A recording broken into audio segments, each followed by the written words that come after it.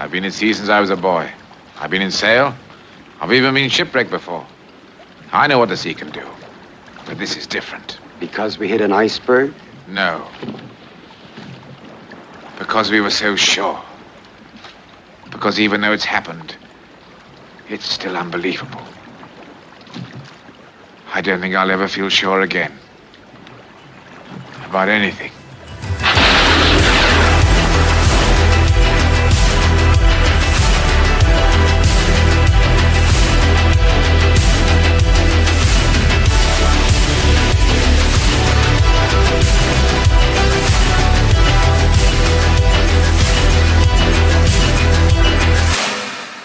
Now, the next series of films in the Criterion Collection are Spine number 6, Beauty and the Beast, Spine number 7, A Night to Remember, Spine number 8, The Killer, but we're not talking about that today because we already covered that on our John Woo episode, and the same holds true for Spine number 9, Hard Boiled.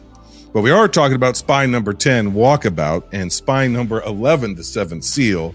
Yes, that's the one where Max von Sydow plays chess with death. But there's more in that movie than just what you've seen in those GIFs. And Spine number 12, no pun intended, or maybe they did mean it as a pun, I guess. This is Spinal Tap. Now, in case you are not familiar, since 1984, Criterion has been curating a library of essential films from around the world, giving silent classics and cult oddities the same meticulous care and scholarship.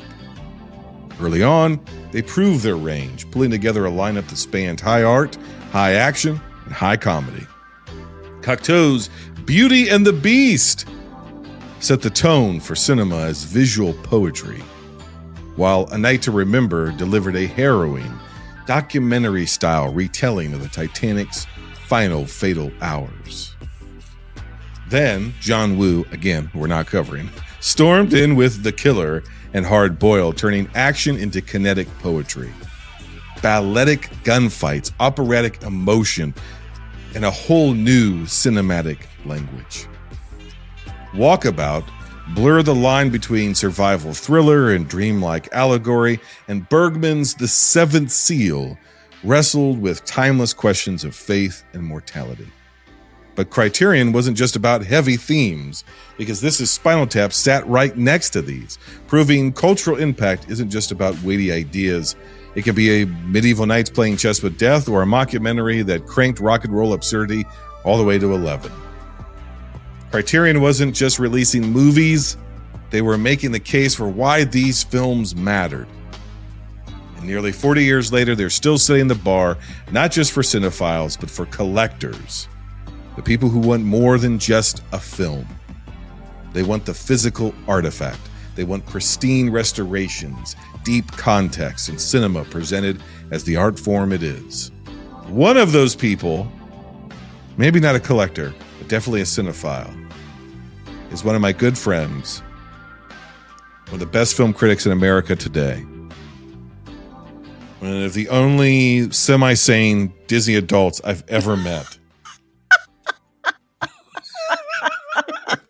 My friend, my collaborator on the Slashers, which is the horror podcast that reviews the golden age of slasher films. And we are coming back for a second season in the year of some people's Lord, 2025. If God is a woman, her name is Megan. Megan Kearns. Thank you, Jason. Always the best intros. So kind.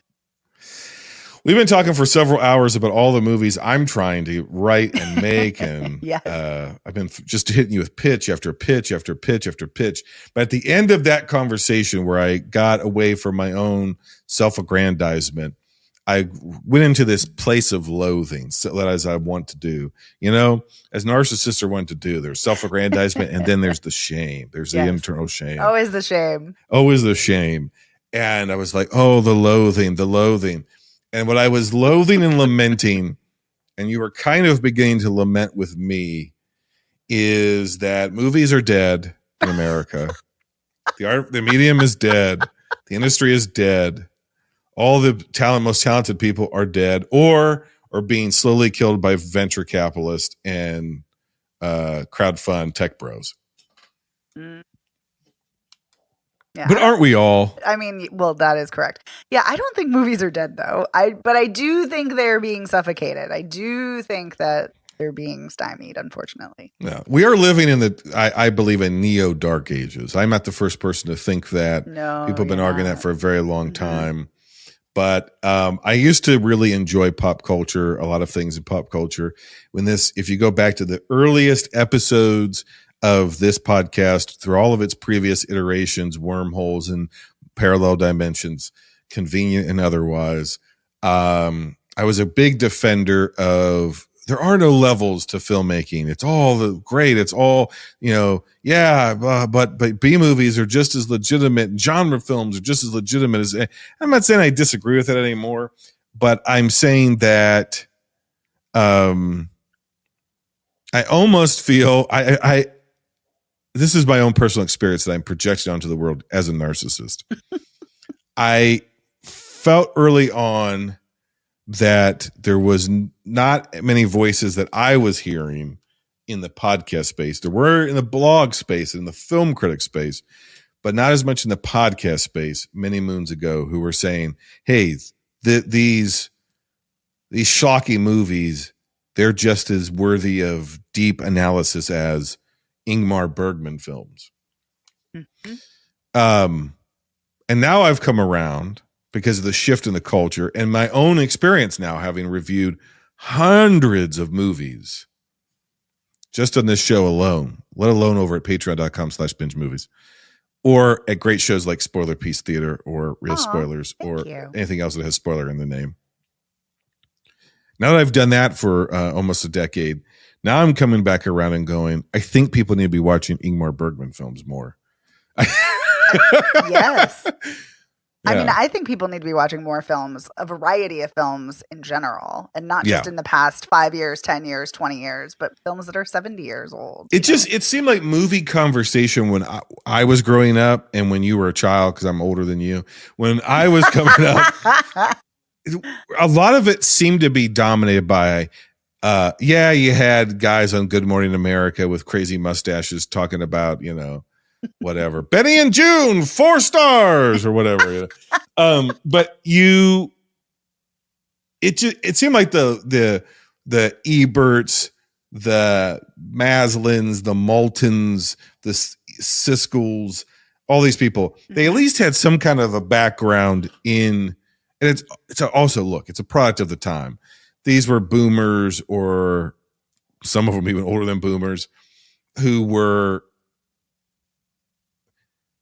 had gone through what was the true art house scene, where true independent cinema and international cinema was making its way to the United States, primarily on college campuses and little art house theaters. Repertory screens were still a thing. Palace theaters were still around. Multiplexes were just kind of coming on board. And so I think that there were less mainstream Hollywood movies being made per year, and B, the people who were really interested in film criticism hadn't been democratized to the point where it was schlubs like me talking about Nightmare on Elm Street Part 5 for 3 hours on a podcast. You know what I mean? Yes. And so my point is, when I was growing up, conversations about movies were from journalists, writers. There's more like you than like me.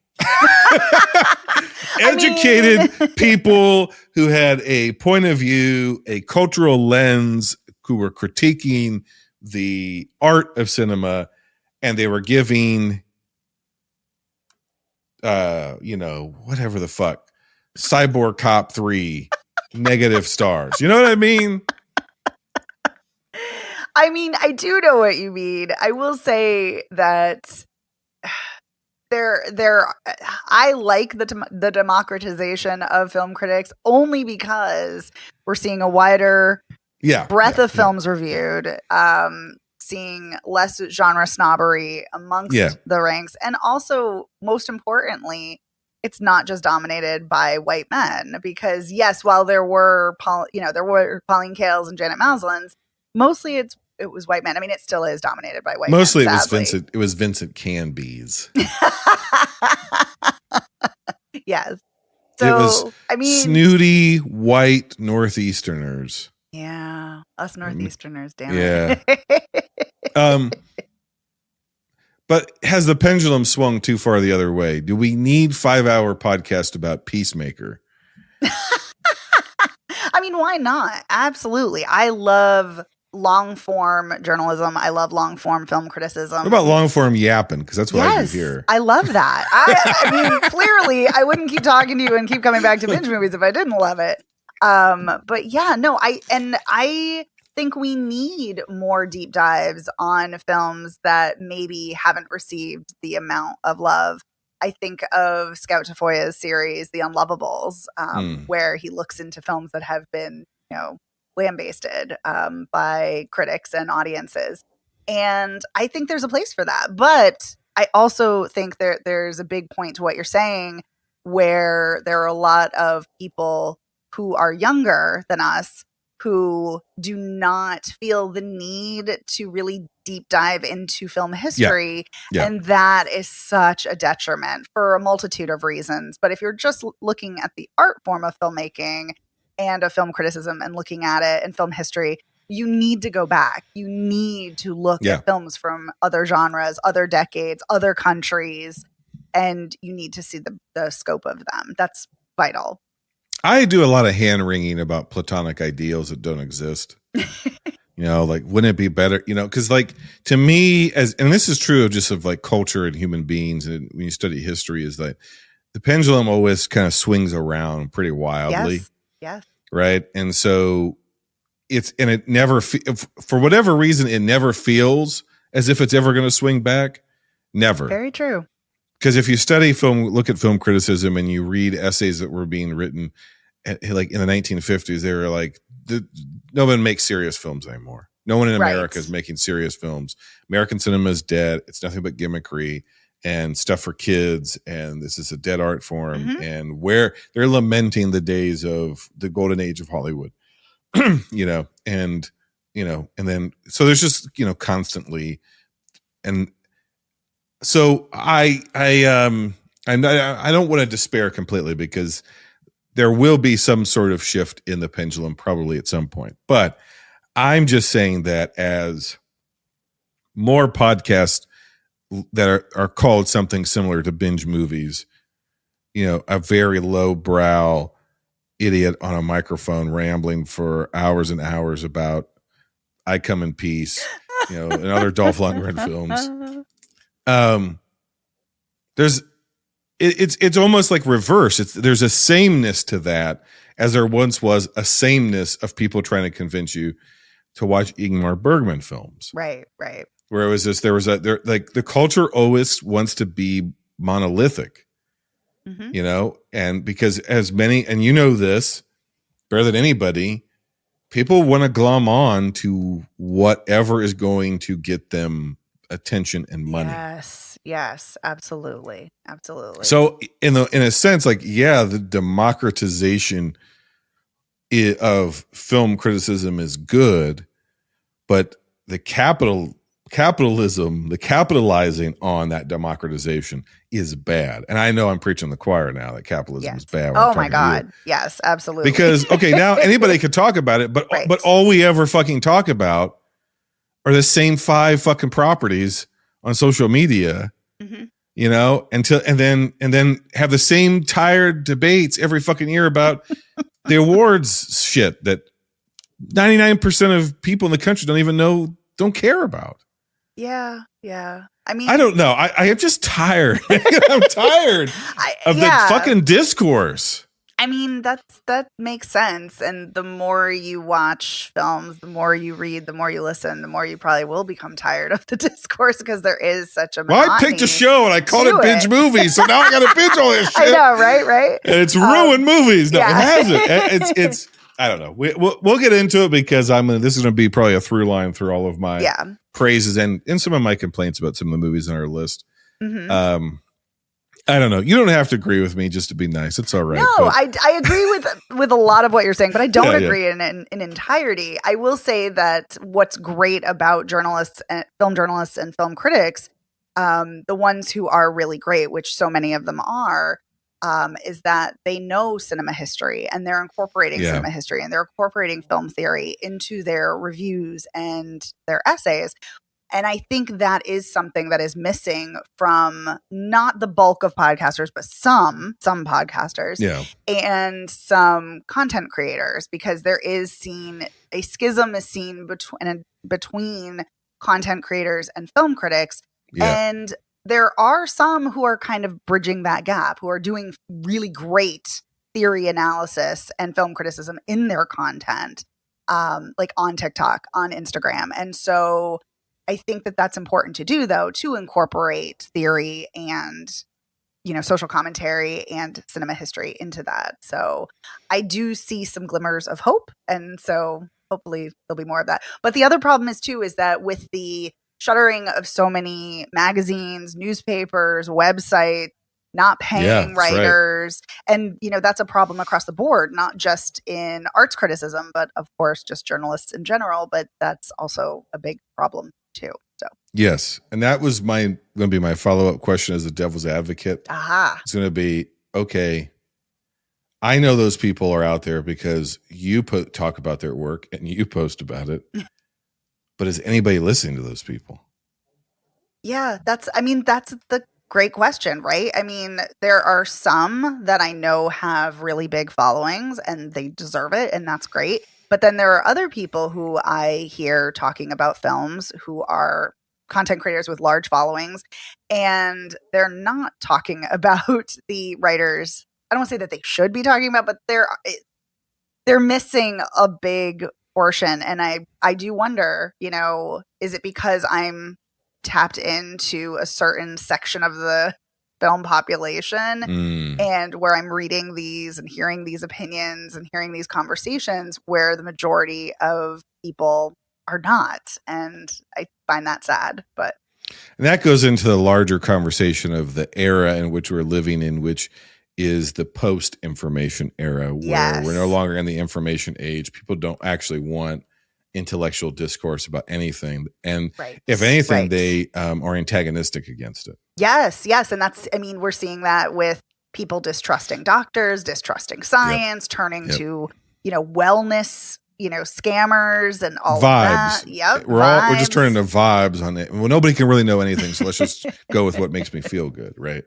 Yeah, exactly. So that's a huge problem. And you see that trickling into myriad facets of life.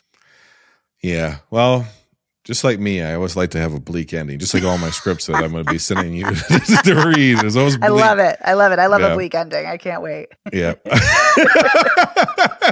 Well, good news, Megan. We're all going to have one, in the not too distant future. I'm going to go cry into my pillow. If you love bleak endings, I know. Don't leave America. We're going down. Just like the Titanic. Yeah. Oh, yeah. Oh, my God. It's going to be fall to remember. But first, we got to get to Beauty and the Beast, which came out in 1946 and currently has a 96% on Rotten Tomatoes. Some film scholars have seen significance in the fact that Cocteau suffered from a severe skin disease. He was actually hospitalized during production, and he once wrote that the more ugly we become with age, the more beautiful our work should be. Others have interpreted the fantasia of La Belle La Bête as a response to the horrors of World War II, an attempt to forge something sublime in the wake of great tragedy. Personally, I think Mexican filmmaker Guillermo del Toro, the maestro of the modern screen fairy tale, said it best when he declared La Belle La Bête simply to be the most perfect cinematic fable ever told. Beauty and the Beast is directed by Jean Cocteau, the screenplay by Jean Cocteau. It was released October 29th, 1946 on an unavailable budget. It made $4.2 million. A spellbinding fairy tale where love, magic, and poetic imagery transform men into beasts and beasts into men. You can leave voice memos on your Hinge profile now. Should I put into there, let me take you away from this stupid life? Ooh. That's one of the lines of this. Yes. Yeah. Let me follow that up with another question. Yes. Is Nosferatu La Belle et la Bête for Letterboxd Bros? I mean, yes and no, because I don't think Nosferatu is a romance. Well, no, it is. No, but there are people who do. I have seen. Do they see that guy's legs? They see what he looks like? There are people who think he's hot in all that makeup. What the fuck? Yes. I have seen that on TikTok. I shit you not. So that is not a romance, but there are people who view it that way. Yeah, I mean more so the fairy tale aspect of it, the monstrosity, the beastly aspect, the lighting. Yes, right. I mean it's obviously a horror version, right? Of this, Right. I mean, but I think you can definitely see those threads because you see those ramifications through so many adaptations, not just of Beauty and the Beast, but so many other properties. You know, like you see it with Twilight, you see it in the very popular recent book series, A Court of Thorns and Roses. Like, is that where they're fucking dragons? No, that's fourth. Oh my god, the Rebecca Yarrow series. That's now going to drive me crazy. The Iron Flame and all those. Anyway, okay, this is terrible. I can't think of it. But yeah, no, A Court of Thorns and Roses is the first book. Anyway, is a complete like retelling of Beauty and the Beast. So, okay, interesting. Yeah. Okay, well, that makes sense. Roses and okay. I would say, had you seen this movie before? I had not. Me either. Ooh, this movie is worth it alone. Just worth watching for the introduction of the Beast Castle. Yes. Alone. Yes. Oh. The amount of in-camera practical effects that leave you go, how, why, who dreamed this, right?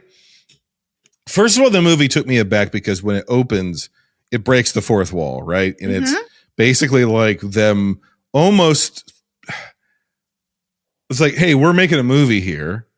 And it's a movie of a story you probably know or know a version of. And you probably heard it when you were a kid. And it might be slightly different than what you heard as a kid, but you're going to have to be like a kid again to understand the story. And also, the world is coming out of all kind of horrible fascism. So we need to dream and believe in magic again. And it's like, okay, all right. And then it never touches reality again. It's no. Complete fairy tale. We're off in La La Land, and it is it's getting at what fairy tales really were, that folklore, where it is sort of magical fantasy, romance often, but also with strong horror elements. Absolutely. And then you watch this movie and you go, okay, well, this is where Robert Eggers comes from. This is where Francis Ford Coppola comes from. Guillermo del Toro. That was the next name on my list. Oh, sorry. No, it's all right. No, this is 100% a Guillermo del Toro movie. Oh, absolutely. Yeah. I mean, the real answer is it's vice versa, but you know what I mean. I say this without a hint of attempted hyperbole. Belle, when she enters the castle, not her father, when she enters it, that is one of the greatest images I have ever seen. I literally gasped. I was like, oh my God, this is so good. I don't know. Yeah, I don't know how to explain this to you because this is a black and white film. I saw that image in color. You felt it. It's like, I literally, I don't know how to describe it. There was color to me. It was in color, and I like snapped. I blinked, and I was like, "Oh wait, this is black and white." Like it was so lush in its composition. My brain added the color. Yes. Of that streak of like moonlight that's hitting the doorway, and then she goes in that corridor as the shafts of moonlight are coming through the rippling curtains, and she's her dress, and it's kind of slow motion, but I actually think it's just her moving, and she's I think on point. Because I was watching her, I'm like, how is she? And it's the same. It's like a dolly shot. Yes. That of all people would occur to me was like the Spike Lee shot from Inside Man. Yes. Right. Yep. Only she's not being pulled by anything. it's just her body. I would assume she was maybe a dancer or something. I don't know. It just seems like she's on like ballet point, but her billowing dress, I was like, this is one of the greatest things I've ever seen. Yeah, there's such a sumptuousness and vivacity to it that it just is completely spellbinding. It's so good. I love, so magical. Yeah, I love that. By the end, the movie even just says it, like the beast says it. That Bella's just a weirdo. She's a weird character. Yeah, he's like, you're a weird girl, Belle. Yeah, you're a strange girl, but it's not. He doesn't mean as a diss. He's he's into it. He's into it. Yeah, he's like that's why I like you, is that you're strange, but you are a strange girl. And I think her dad even says it earlier in the movie. He's like, oh, you're a strange girl, Belle, and she is. She's not a strange girl because she's literate. She's a strange girl because she is weird. Mm-hmm. She's really fucking weird. And I like that. I maybe my new favorite Belle. I don't know. Wow. What do you make of the choice that seems to be a very intentional choice of when there's score playing and when there isn't? Because they will just drop the score out and have it be silent for a stretch. Mm-hmm. At moments where you think that there should be score, when he carries her up the stairs and all this, there's just different stuff, and they intentionally drop the score out. Did you notice that? And if so, what did you make of it? I don't think I noticed it as I don't think I actually noticed it until you mentioned it right now. I think it was kind of back there in the periphery of my senses.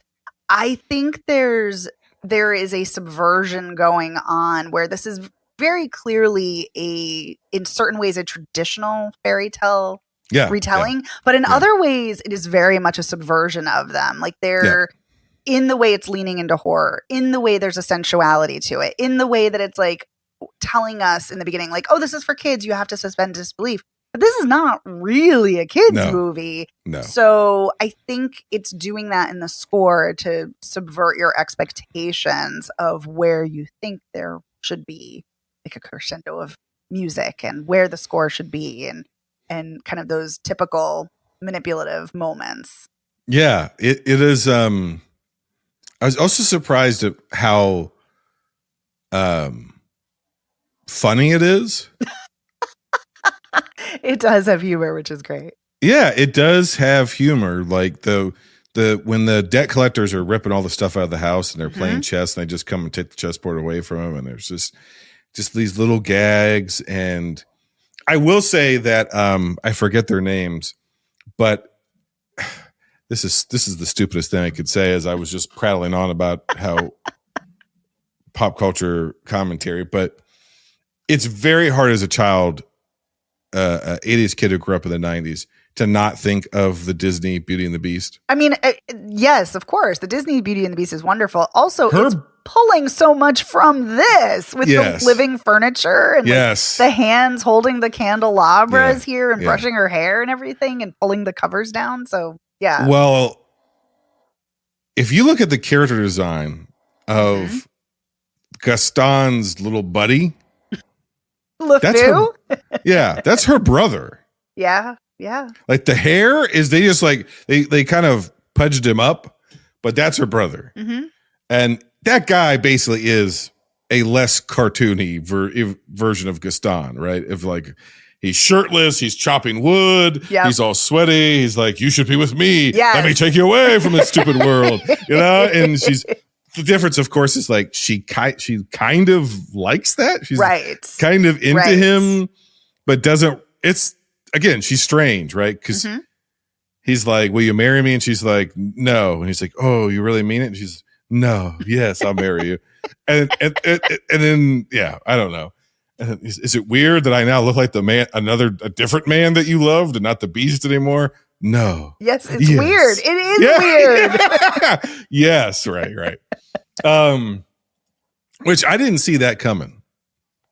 I didn't see that, like, I honestly didn't know if he was going to transform into the handsome prince. I really didn't. I was like, this movie might not do that. I know. I thought that too, that it might not. But I was like, if it does, it's 100% going to be Jean Marais, who was Avenant, the other guy. So really? Like, yeah. You clocked that? Yep. I didn't know if it was going to happen. But I was like, if it's happening, it is 100% going to turn into that Did guy. you know that he was one of them was going to have to die so that he could become the other one? No, I did not know that. I did not see that coming. That really was like, what the fuck? Right? Right. Yeah. He's resurrected as the other guy. Like the beast kind of dies, but is resurrected because the other guy tries to break into the place where the magic is kept and is fucking killed right in front of us. So they switch bodies, basically. Right. Yeah. I mean, but that's what's so funny and wild is that happens. I mean, not that exact thing, but that does happen in the Disney one too. Like Gaston, he does become like a beast, and then and then the beast dies and is resurrected, and then you have the magic mirror where he's like, "Show me Belle," just like in the Disney one, and there's no evil stepsister kind of sisters. No. Who also one of them looks like a capuchin monkey when she looks in the mirror. Yes. Yeah. I thought this movie was fantastic. It's great. It's wonderful. Now I gotta ask you one more question. Yeah, please. This is a question and a kind of a plea. Oh. The beast at one point says towards the very end, "Love can make an ugly man handsome." Mm-hmm. God, I hope so. Yeah. I mean, I would say yes. I would say attraction certainly grows if, someone's kind or funny or whatever. I hope that's true. Won't somebody look at this beast and go, as an ugly man, I still see your beauty. Who could ever learn to love a beast? Who could ever learn to love a beast? Mm-hmm. I'm looking for my strange girl. Where's my Belle? I need somebody. Aren't we all looking for Belle? Yeah. Or the beast. I mean, not all of us are ugly. Well, that's true. Yeah. But I mean, the beast as the beast is kind of, I don't know. He's got some charm to him. I thought it was really kind of amazing that his ears wiggled. Yes. Yeah. And you're like, first of all, he doesn't have very much of an ass.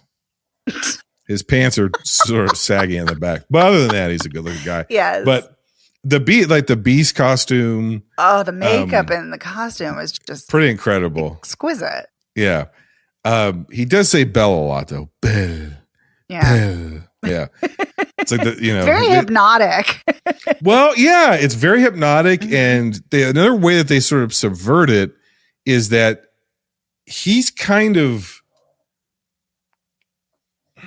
in a way, he's held captive by her. She's captive to him in a sense, right? Because the exchange with her dad, right? Your dad stole a rose from my secret garden. Mm-hmm. And so you got to come be with me. And then otherwise he dies.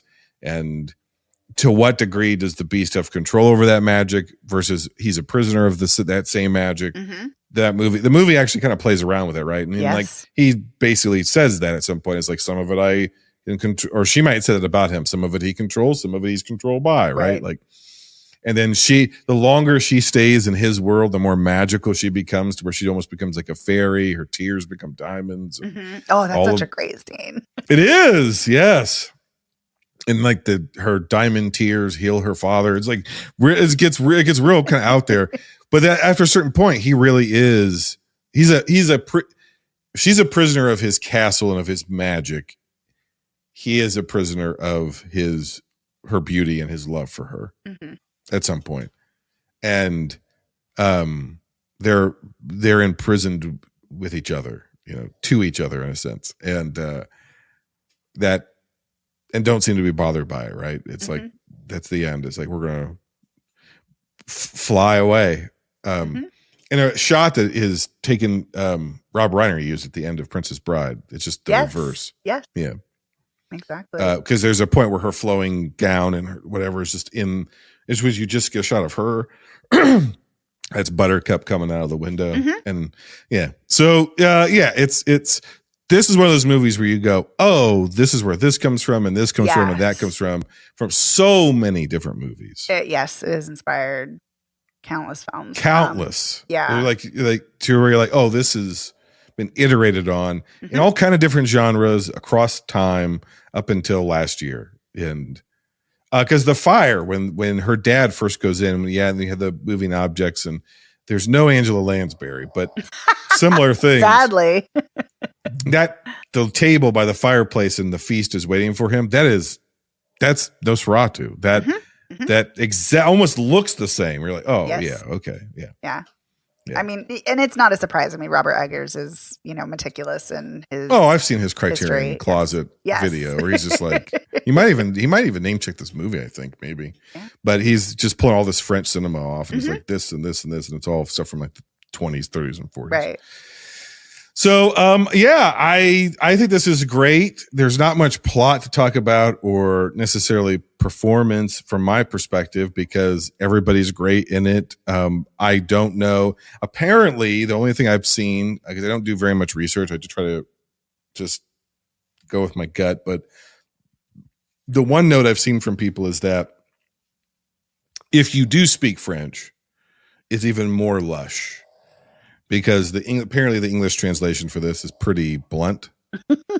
Like there's a lot of, which happens, but there's a lot of nuance that's missing. There's a lot of double entendre, nuance, and layered meaning to every line, and that seems fair. So we're getting a very blunt, subtitled film, and it's still gorgeous and funny and creepy and visually interesting. And that maybe that's what got me down the kick of watching this and then watching, I forget, I watched something like a more modern movie. I thought, oh God, we don't know how to do this anymore. But I'm also comparing it to one of the greatest films ever made. So. Yes. I mean, especially visually, like the visuals in this they're just absolutely stunning. Something that I really liked that this does differently than it's so hard not to compare it to the Disney one because that was such a formative film of my childhood. Is that I love that bell. That bell is incredible. What I love about this one, though, is that he's not emotionally abusive to her the way the Beast is in the Disney one. Like, he never screams at her. He never yells at her. He's a little feisty at first. He's feisty, but not. But he's not like cruel. He's not emotionally terrorizing her. She's not running away crying. He abuses her father, but not her. Right. Yeah. Which, that's shitty. But yeah. But I mean, and he shows up in her room one time and she's like, what the hell are you doing in my room? Get out. And that's what I mean, though. Yeah. When we cut back to them, he is kind of, oh, I'm so sorry. I'm so sorry. Right. He's like, very remorseful. He's very, he's subjugated to her. She's almost the stronger personality. Yes. I got to the point where it's like, she's kind of being hard on the Beast of like, because he was just like, oh, will you have dinner with me? I don't want to have dinner. I'm not hungry. And I'm like, oh, God damn. Like, just eat with a guy. Because he's like, don't look at me, Belle. Don't look at my eyes. Yeah, because he starts smoldering, right? Yeah. And obviously that's very much about, hinted at. I mean, there's a line in the movie where it's like love and by proxy lust makes beast out of men and men out of beast, right? Like there's he wants to have sex with her very badly. That's I mean, but it's fascinating that this trope keeps continuing, that that Beauty and the Beast is a retelling of the Cupid and Psyche myth of Greek and Roman mythology, and then Beauty and the Beast keeps being retold, and the husband as bridegroom, and folklore and fairy tales is a theme that is told over and over again. And then in modern times, we get books and movies where, women and girls are falling in love with beastly creatures, whether they're beasts or vampires or men are werewolves. Monsters. Yes. I mean, that is really the takeaway.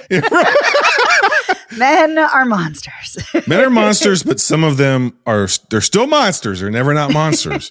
But some of them are maybe redeemable. Maybe they're hot monsters or redeemable. Or they're hot. Yes, right. Yeah. Yeah, but I mean, there is also something that's lovely about this message of, looking beyond someone's facade and looking at someone's soul, which is extremely lovely and optimistic. That's my hope. I hope somebody sees my inner person and bypasses my physical characteristics. It goes straight for the soul. Go straight for the soul. Well, hopefully they will. Yeah. That they don't hold what I look like against me as the Beast. You understand? what you think? You look like the Beast. Oh God. Terrible. Terrible. It's a shame. Shameful. Shameful? Okay. No. Well, you look in the mirror and you go, who could love this? Yikes. Not me. Ooh. All right. I give this movie a 9 out of 10. Oh, I have to pull up my score. I gave it, I think, a 9.2. 9.3. Wow. Yes, 9.3. This is my number 1. Ooh. Should I reveal where this is in mine? Yeah. Okay. Yeah. This is my number 2. Oh, wow. Yeah. Oh, wow. Mm-hmm. Are you trying to guess which one is number 1? I'll never be able to. Let's move on to a movie that should probably be able to sue. I'm talking about 1958's A Night to Remember, which currently has a 100% on Rotten Tomatoes. This is based on a book by Walter Lord, who had done copious research into the sinking of the famous ship. Producer William McQuitty had bought the rights to the book. He had long been interested in the Titanic, having seen the ship launch on its fateful journey as a 6-year-old. By the mid-1950s, McQuitty was a successful film producer and hired screenwriter Eric Ambler to turn the gigantic book into a filmable screenplay. The story follows several characters who are on board the ship. It doesn't delve too much into each of their backgrounds, but we see how the rich passengers were treated versus the poor passengers, the jobs of the crew working above and below the deck, and how they all dealt with the disaster when it struck. A Night to Remember is directed by Roy Ward Baker with a screenplay by Eric Ambler. It was based on A Night to Remember by Walter Lloyd, and it was released July 13th, 1958 in the UK. On a budget of about $600,000, the box office is unavailable. Thoroughly British, most meticulous, hauntingly realistic account of the Titanic's final hours. Is this the just general disaster movie template that Irwin Allen would take and James Cameron and the Independence Day guys? Just a cast of assorted character actors, all of their various adventures, one wacky character who may be an alcoholic, and they're just all a couple of ethnic stereotypes, and they're all heading towards death and danger. Is that it? Is this where that stuff comes from, you think? Yes. This is the template for disaster films for all time. It's definitely the Poseidon Adventure. Yes, but I mean, it's definitely Titanic. Yes, I say it is the template for all disaster films. This is and I say this as someone who loves James Cameron's Titanic, love it, but I love this more. Wonders never cease. I grew up watching this film. I have seen this film multitude of times. I rewatch it frequently. I cannot lavish enough praise on it. I love this film. It wrecks me. It destroys me every single time I watch it. Megan. I love it. Who are you? Every time we talk, it's like a different layer of you gets revealed. Ooh, so many but it's never deeper. It's just a different side of the same layer. The same layer. Yeah. It's crazy. You've lived so many lives. Yeah. You've been so many different people. You're never what or who I would think that you are. Gotta keep you on your toes. Where are our hot girlfriends, Megan? I don't know. That is the question. Where are they? Yeah. Oh my God. First of all, I didn't know that you were a Cameron Titanic fan. Yes, I love it. Love it.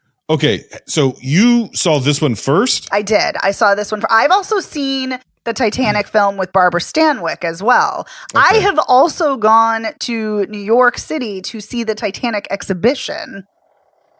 Wow. Yeah, I am obsessed. I mean, that's a terrible thing to say. Like, I love Titanic because it's a disaster. But I am fascinated and intrigued by it. And I do. I love this film. Like, well, you're not the only one, right? There's a whole community of people who. Yes. Yeah. Yes. So when you're a youngster sitting in your local multiplex in Boston area or Northeast area, you're watching James Cameron's Titanic for the first time. Are you going, I've seen this movie? Yes and no, because yes, there's so many beats that are from this movie, but it's James Cameron, so he's doing something different, and he's doing it on a grander scale, even though this is also on a grand scale, considering the budget, the time that it's taking place at the era, of course, and the constraints they had. But yeah, I've seen this before, but I will say the biggest difference between James Cameron's Titanic and A Night to Remember for me is that, James Cameron's Titanic is focusing on Rose and Jack, and it's that love story that's the central core, whereas this is focusing on the ensemble. Like, yes, you do focus on the second in command, the second officer, and he starts the film and you see him throughout. He's kind of the through line, but this is focusing on its ensemble. And I think that is one of its massive strengths, is that there is no one person who is the character. These are all the characters, and you see snippets of everyone's stories and their plight and struggles, and I love that. I prefer the way that this movie approaches that 9 times out of 10. But I felt with this one movie, I felt like about an hour in, I felt like I don't have anybody to really hold on to and specifically sympathize with. I obviously have the dread of what you watch a Titanic movie, you know what the end is going to be, of course. Right? So I have the dread of that, but I didn't have any. I felt the lack of, not that I necessarily need a schmaltzy romance, but I felt the lack of having a character to kind of ground us in. I guess what I would just say is, like, I understood why he added that. Oh yeah. Right. If you're going to take this movie, like if you told me that in the early 90s, he got himself a copy of this screenplay and sat down with it and just added scenes and took a couple scenes out and then said, okay, here's my Titanic screenplay. I would 100% believe it. Right. Because there are moments, even shots that are just wholesale lifted. Absolutely. Wholesale lifted. Kathy Bates, I love her. I love Kathy Bates, is doing this Molly Brown. Yes. Right? Yes. It's just this, the boat, the beat in the boat is the exact same fucking scene. And you're like, oh, okay, I got it. I understand. And to me, it's like, to what was that? Because this movie is so meticulous about recreating history. Yes, it is. So to what is in Cameron's Titanic, what is him also being meticulous recreating history? And these were firsthand accounts that he's just, it's a historical event, so you have to repeat certain beats, obviously. Right. And how much of it was this particular movie is the predominant myth about Titanic. Yeah. That it, by existing, it has entered into the consciousness of the public a bunch of stuff that didn't actually happen and was put there for dramatic. You know what I mean? It's like, where's the line between fact and fiction? Or do we remember Titanic accurately, or do we remember A Night to Remember? Yeah, I mean, because it's obviously not a documentary. There are liberties taken, but it is the most accurate version of the story. Except James Cameron's Titanic does have a couple of things that are accurate, that are different than A Night to Remember, such as the ship cracking in half, which they didn't know about until 1985 when they found the wreckage. And the other thing, and James Cameron had to fight for that, something like that. Yeah. And the other thing is that necklace, the Heart of the Ocean, while it's not actually real, there is a necklace that was on board that was a massive sapphire, and that kind of blew my mind when I found that out, that he didn't just concoct that out of thin air, that there is a historical connection to that. Even in this movie, there's this the woman goes back into her cabin. Oh, for her lucky pig. Yes. For her lucky pig. And then we stop looking at all the jewelry she's leaving behind. Yes. And I thought, because, was that the inspiration for it? He thought, what if jewelry, he's seen this movie, right? I mean, that's pretty obvious. So, but I found the second hour of this movie much stronger than the first hour. It is much stronger. Yeah. Yeah. Which is like cheating though, because it's like, well, once the ship starts sinking, it really gets going. That feels awful. It's intense. It's riveting. Yeah. Where the movie succeeds is this is an excellent example of show don't tell through behavior. Yes. Because so much is being communicated to us about class and human response to disaster and arrogance and lament and fear and how out of touch some people are even in the face of doom and pain. Like the reality of the circumstance just never settles in for some of these people. Yeah. No, they just, even as it's happening, right? Yeah. Yep. They can't wrap their heads around it. They're like, nope, this is unsinkable. Nope, this can't happen. Nope, I'm going to go back to my cabin. Nope, I'm just going to hang out here. Yeah. And after I was like writing that, I found that to be the most compelling part of this entire movie. Oh, interesting. And that to me was my greatest heartbreak of this movie. Mm-hmm. And it actually filled me with really genuine, deep pain and fear. Mm-hmm. Because I don't know, call it my later years in life. I don't know. I've always sort of known this, and movies have always reinforced it. Mm-hmm. But one reviewer that I saw said he referred to it as the willful denial of reality. Mm-hmm. These stuck-up ladies who are on this boat, it's not just ladies, but those are the characters we kind of go back to. They are being absolute Karens as people are flinging their bodies off the side of this fucking ship. For the chance to survive. The chance to survive because the seat isn't not quite spacious enough for their busload and shit like that. Right. And meanwhile, the poor around them are falling off the boat and the boat is going ass over tea kettle.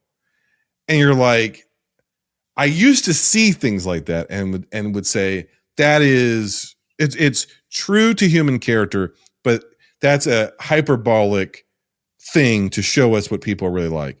It's not hyperbolic. No. That's just what people are like. And the merit might even be worse than that. The ship is going down. And a large percentage of those people are they're not going to come to terms with it. And the movie itself ends pretty much on that note with the second in command when he has the most haunting line. Yeah. When he says,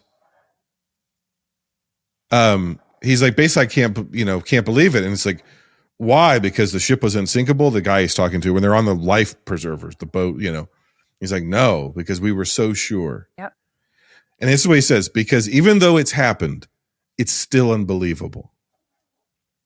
I don't think I'll ever feel sure again about anything. Yeah. That is my greatest dread and fear. That's what keeps me up at night.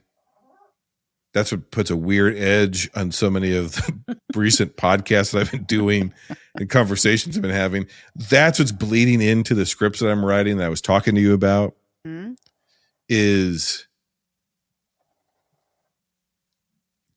something can happen to you and still be unbelievable.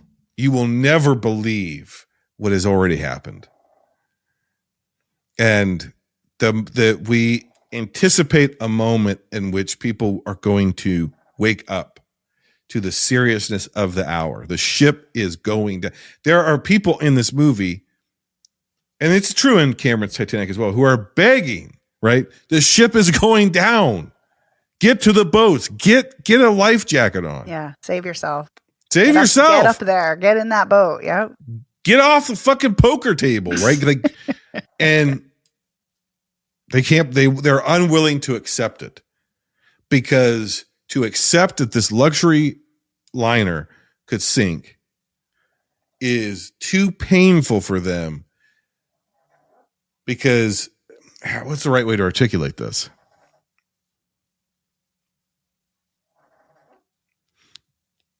The surety that their wealth gives them is a reaffirming or is an affirmation of their own superiority. So if the ship is breaking, it means their wealth cannot save them.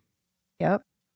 That means that the illusion of their superiority is also breaking. Mm-hmm. And they would rather die, subconsciously, obviously. Yeah. They would rather die feeling superior than to accept reality. Yeah, it shows their fragility and their mortality, which you're right. They think money, inoculates them from that. This can't happen to me. Right. That's the attitude, right? Right. Because this is the greatest ship that has ever existed. Yep. And I'm in first class on that ship, which means I'm one of the greatest people who has ever existed. Mm-hmm. Yeah. So these things cannot happen to me. Mm-hmm. And again, I don't want to beat a dead horse,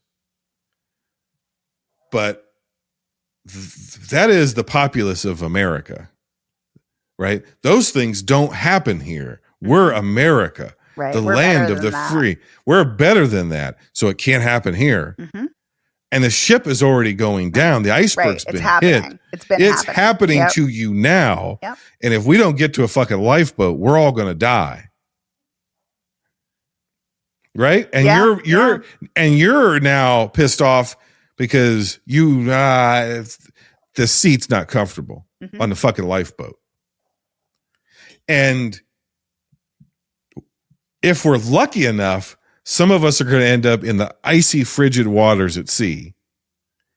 And these people are still not going to be accepting that it's happening. The ship is going down behind them, and they are unaccepting that it is even happening to them. Mm-hmm. They're acting as if they cannot believe that the crew would deign to jostle them and tell them where to go. And they certainly are not going to turn those boats around to try to get survivors. Including their own friends and family, their own people who were in the same fucking class as they were. They don't care. They're never going to wake up. Yeah. There is no grand awakening. There is no crisis of conscience that's ever going to affect these people. They're immune to reality. Honestly, in the long term, I do think it's good for us. A little short-term pain for some long-term gain. 5-10 years from now, hopefully we'll be bring more manufacturing here. But we're going to have to go through this painful period. I do think it was part of the plan. He's not stupid, right? Like, he knows what he's doing. He's gotten to this point. I think it was part of his plan. To the degree that it has been so volatile, I don't think that was necessarily part of it, or the 90-day pause this close to him announcing the tariffs. I don't know if that was part of it, but I do think, he's not stupid. I think he's got a plan to it all on it. I think it's part of the plan. Sounds like he knows what he's talking about. He is a businessman at the end of the day, so I don't know. I'm not too worried about it. I thought this is exactly what was supposed to happen. Like, the stock markets were going to crash and then they're going to go up again. So that's kind of how I'm feeling about it. I think a lot of people didn't respect Biden. Yes. Hopefully, I am a bit of an optimist, even amidst the despair and But that's the mood of this movie. No, this absolutely. Is horror. Yeah. This is straight up horror, and absolutely, this is an extremely harrowing film. For me though, it shows the scope and the breadth of humanity. Both it does, yes. Both us at our worst and us at our best. Yeah. And you have many of those moments where you have the Karens, as you so accurately called them. And you have, people like, I don't want to put on my life jacket. What are you talking about? Don't touch me. Don't tell me where to go. But then you have so many other people who are not that way. And you have so much kindness. Yeah. And there are scenes that absolutely destroy me. There are scenes that I can't always watch when I'm rewatching this because I know they're going to destroy me, just talking about them, just thinking about them. And the scenes of the server, the old gentleman who comes on board and sees the little boy who's lost and can't find his mother, and he holds him tightly and he's like, we'll find her. And he sees the water coming and he sees they're about to die. And he's like, don't worry, we'll find her. And it just wrecks me. It's the most beautiful, horrible thing. And you have the band that plays until the ship sinks. And that is accurate. The band played until they sank. And in order to soothe and calm people's nerves, to try to keep people feeling a sense of peace amidst this horror show. And they play their own funeral dirge. They do. Absolutely. Absolutely. You have the gentleman who, and this scene also destroys me, the guy who is trying to cobble together a life raft with deck chairs and telling people to not wreck his life raft. And I'm just so awful and horrible and sad. And then you have other people like the guy who tells his wife, I never thought I would ever have to ask you to obey me, but I need you to now. Yes. And he tells her to get on that boat with the kids, and he tells his son goodbye. And that is just heartbreaking. And you have other people who sacrifice their space and sacrifice their spot on a boat, and they help other people. And like, there's a woman who's crying, like, can you help me? And the guy like stops before jumping off to hold her hand. So you have those moments. Most of them are from the second class and steerage, so they're lower classes, but you do have those moments amongst the wealthy too. And it's just, I think that's the strength of this film is, it's incredible cinematography. It's incredible sets. It's incredibly masterfully crafted filmmaking with really subtle performances from many of the cast. Yeah. But I think that's the strength of this, is that you are seeing so many different people in their different reactions, and that feels very authentic. And it does feel very authentic. My point was, I didn't get to in my yapping, was when I was younger, I'd watch a movie like this and I assumed the percentages were reversed. Whereas now I watch this movie, and what's so harrowing about it is I think they got the percentages exactly right. Yeah. Whether that's 25%, whether that's 10%, whatever, it's whether it's 50, it's not 51%. the vast majority are in full-blown panic, which is understandable. It's a human reaction, but are not capable of rational thought. Yeah. But at the very least, they're in touch with reality. Right. They're dying. And there's this other percentage that just cannot accept it at all under any terms. And their unwillingness to accept it results in the death of other people. Right. And you're right. There is that percentage, whatever that is, in any given circumstance. I thought for some reason, I was deeply moved by the performance of the captain in this movie. Yes, he's so good. And all of his lines are very perfunctory, but it's how he carries himself. Yes.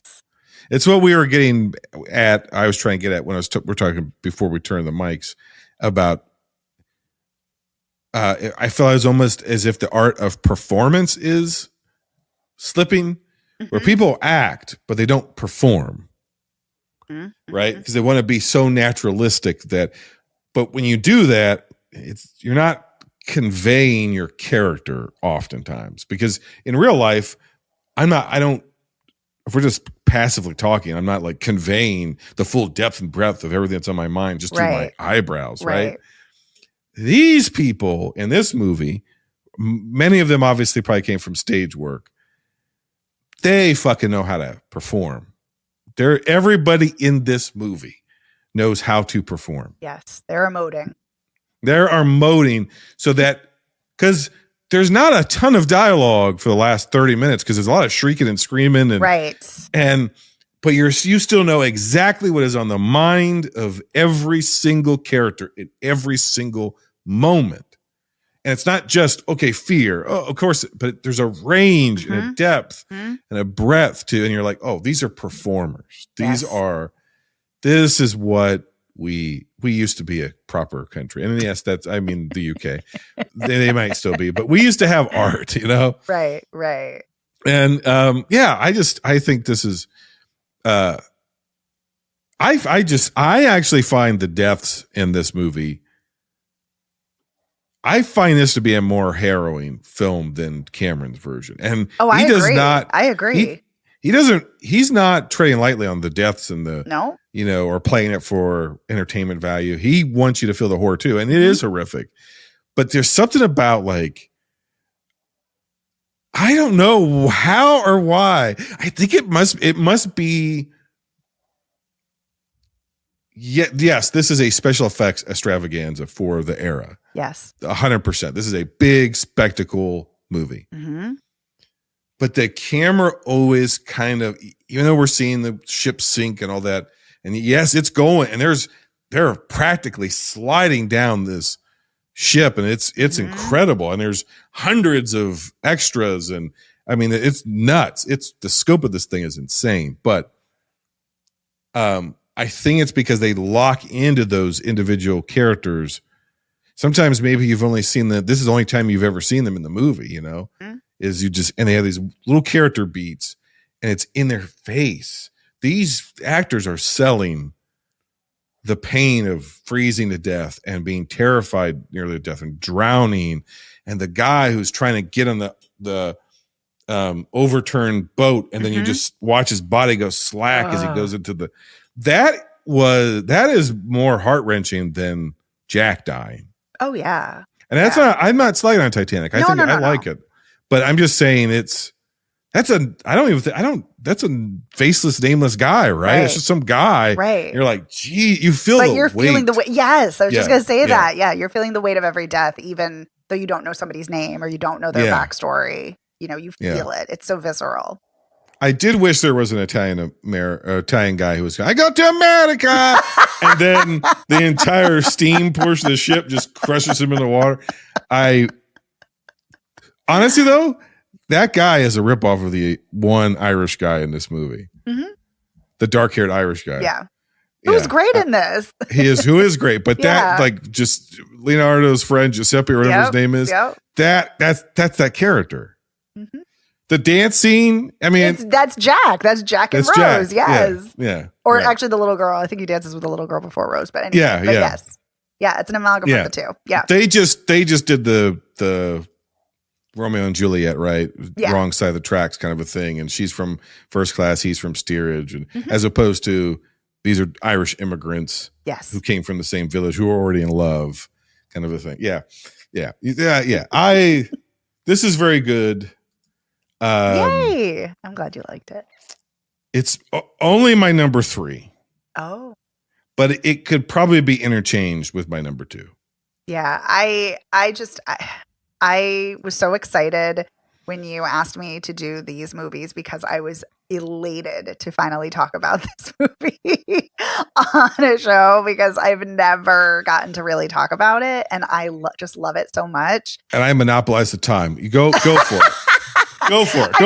I mean, for the most part, I said pretty much everything I wanted to say. The main points. I mean, I just get into the rest of it. We got nothing but time here. You just nothing. We'll go for 6 hours a show. I mean, I think that those delicate, poignant moments just really. I think that's why for me, I love disaster movies, whether they're good or not so good. But I think that there is something so human about this film and about those poignant moments, those small moments that really are not small, but that they speak volumes and really show a person's character, you know, in those beats, in those quick moments, in those 30 seconds or 2 minutes we're spending with a character, we kind of see the type of person they are based on how they react, you know, to trauma and to terror.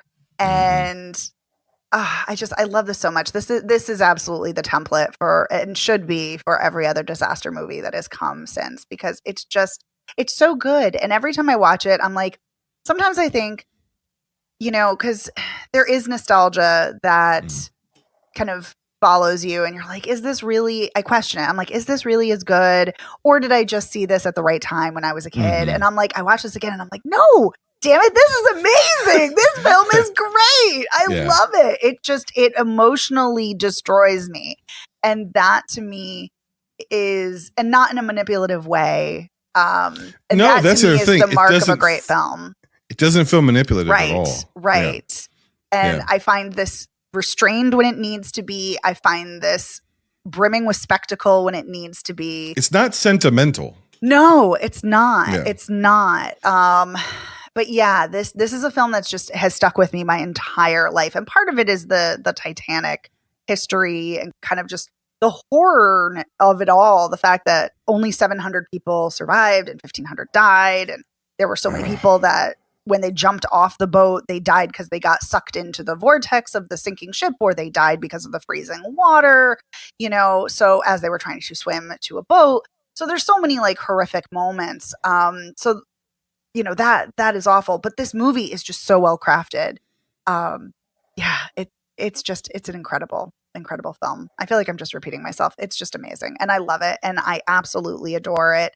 And I will keep watching it over and over and over because it's just that good. So for me, this is my number one. This is a 10 out of 10.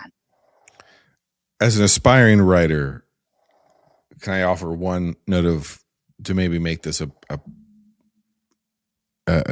11 out of 10? Very, very Spinal Tap of you. We maybe could have had a Chinese pop star. You have to configure it differently for the era, but somebody from a foreign country who's a singer, a lounge singer or something but that the government would have chipped in money to get this budget up a little bit, get it closer to $1 million. But then as people are drowning, like when that capsized lifeboat, she's in the water, right? And she goes, "The moon is helping us." And then because the moon is closer to Earth, she's able to lift and flip the boat over and save everybody. Would that make this movie better? No, that's terrible. That's terrible? Yes, that's terrible. No. I'm not gonna like my scripts then. No, I was like, give me Second Officer Lightoller, who is wearing his wool sweater, turtleneck sweater. Yeah. I don't know why that's always stuck with me, that he's wearing a wool turtleneck sweater, which is smart because no one else is. Yeah. He's, telling them which way to go as they're on the overturned boat. But yeah. Yeah. God damn, I love this movie. 10 out of 10. 10 out of 10 for me. I love it. It's incredible. What if the moon was hollow? What? The moon that's getting closer to the ocean, the Atlantic, and the power of the moon. You know what I mean? No, I was like, there's so many things already with it. Like the fact that not just the Carpathia, but there was another ship that was closer that could have saved them that didn't respond. And then the fact, is that historically accurate? Yes, that is historically accurate. Why were they not able to make out their signals? What was the deal there? Oh, I knew you were going to ask that, and I can't remember. I think it was the fact that either they weren't paying attention or they didn't actually think it was serious because they're like, oh, the Titanic, unsinkable. Right. But the Carpathia took it seriously, and the Carpathia was the first to respond. But there were like other ships, I think, that did eventually respond, but they didn't make it there in time, or the Carpathia was first. And I also... And the captain, though, when they were like, oh, the Carpathia will be here by like 3:30. I know. It's like, oh. He's like, it'll be too late. Too late. I know. But the Carpathia they did save so many people, because even though they were late, so many others didn't live. But also the other thing that I love, I don't know why you talking about the moon made me think of this, but those creaks that you hear like while the ship is going down, that's the set creaking. And they kept that in to make it creepier. Isn't that amazing? Like that's such an incredible detail. I love that. Amazing. Yeah. The moon is helping us. Is that line in one of your screenplays? The moon is helping us? What if the boat has started to come up out of the water because the moon was helping? Oh, like a whale? Like the boat is a whale coming out? Yeah, kind of. Haven't you ever seen Moonfall? No, I actually haven't. Oh, that's a line for Moonfall. The moon is helping us. Wait, seriously? Oh my God. Oh, 100%. A Chinese pop star who was put in the movie so that it could be funded because it's all Chinese money. No, that I remember now that lifts like a mountain off of a guy. Oh, it's a log actually. Wow. And she's like, the moon is helping us. And just super strength. Wow. That is pathetic. Yeah. Wow. I heard you said you like disaster movies. I do, even bad ones. Yeah. I heard that movie was bad, and now I know how bad it was. Real bad. Wow. The moon's hollow, and there's something inside of it's trying to get out. Oh, God. I'm just saying, what could Roland Emmerich do with this movie? Oh, I mean, I wouldn't be mad. I would see that movie, but it wouldn't be good. But I would watch the shit out of that movie. Roland Emmerich's Titanic? I would watch it. I would. Funded by China? No. Forget it. Oh. All right. Well, speaking of things that are offensive to Megan's sensibilities, I didn't know what this was. It just happened to be on the list. So, Megan, I apologize in advance. I'm talking about 1971's, and I don't want to assume, but 1971's Walkabout. And really, if anybody owes you an apology, it's Paul. Thanks, Paul. Australian. This movie currently has an 86% on Rotten Tomatoes. The Aborigine and the Girl. 30,000 years apart. Together. Walkabout. Just about the most different film you'll ever see.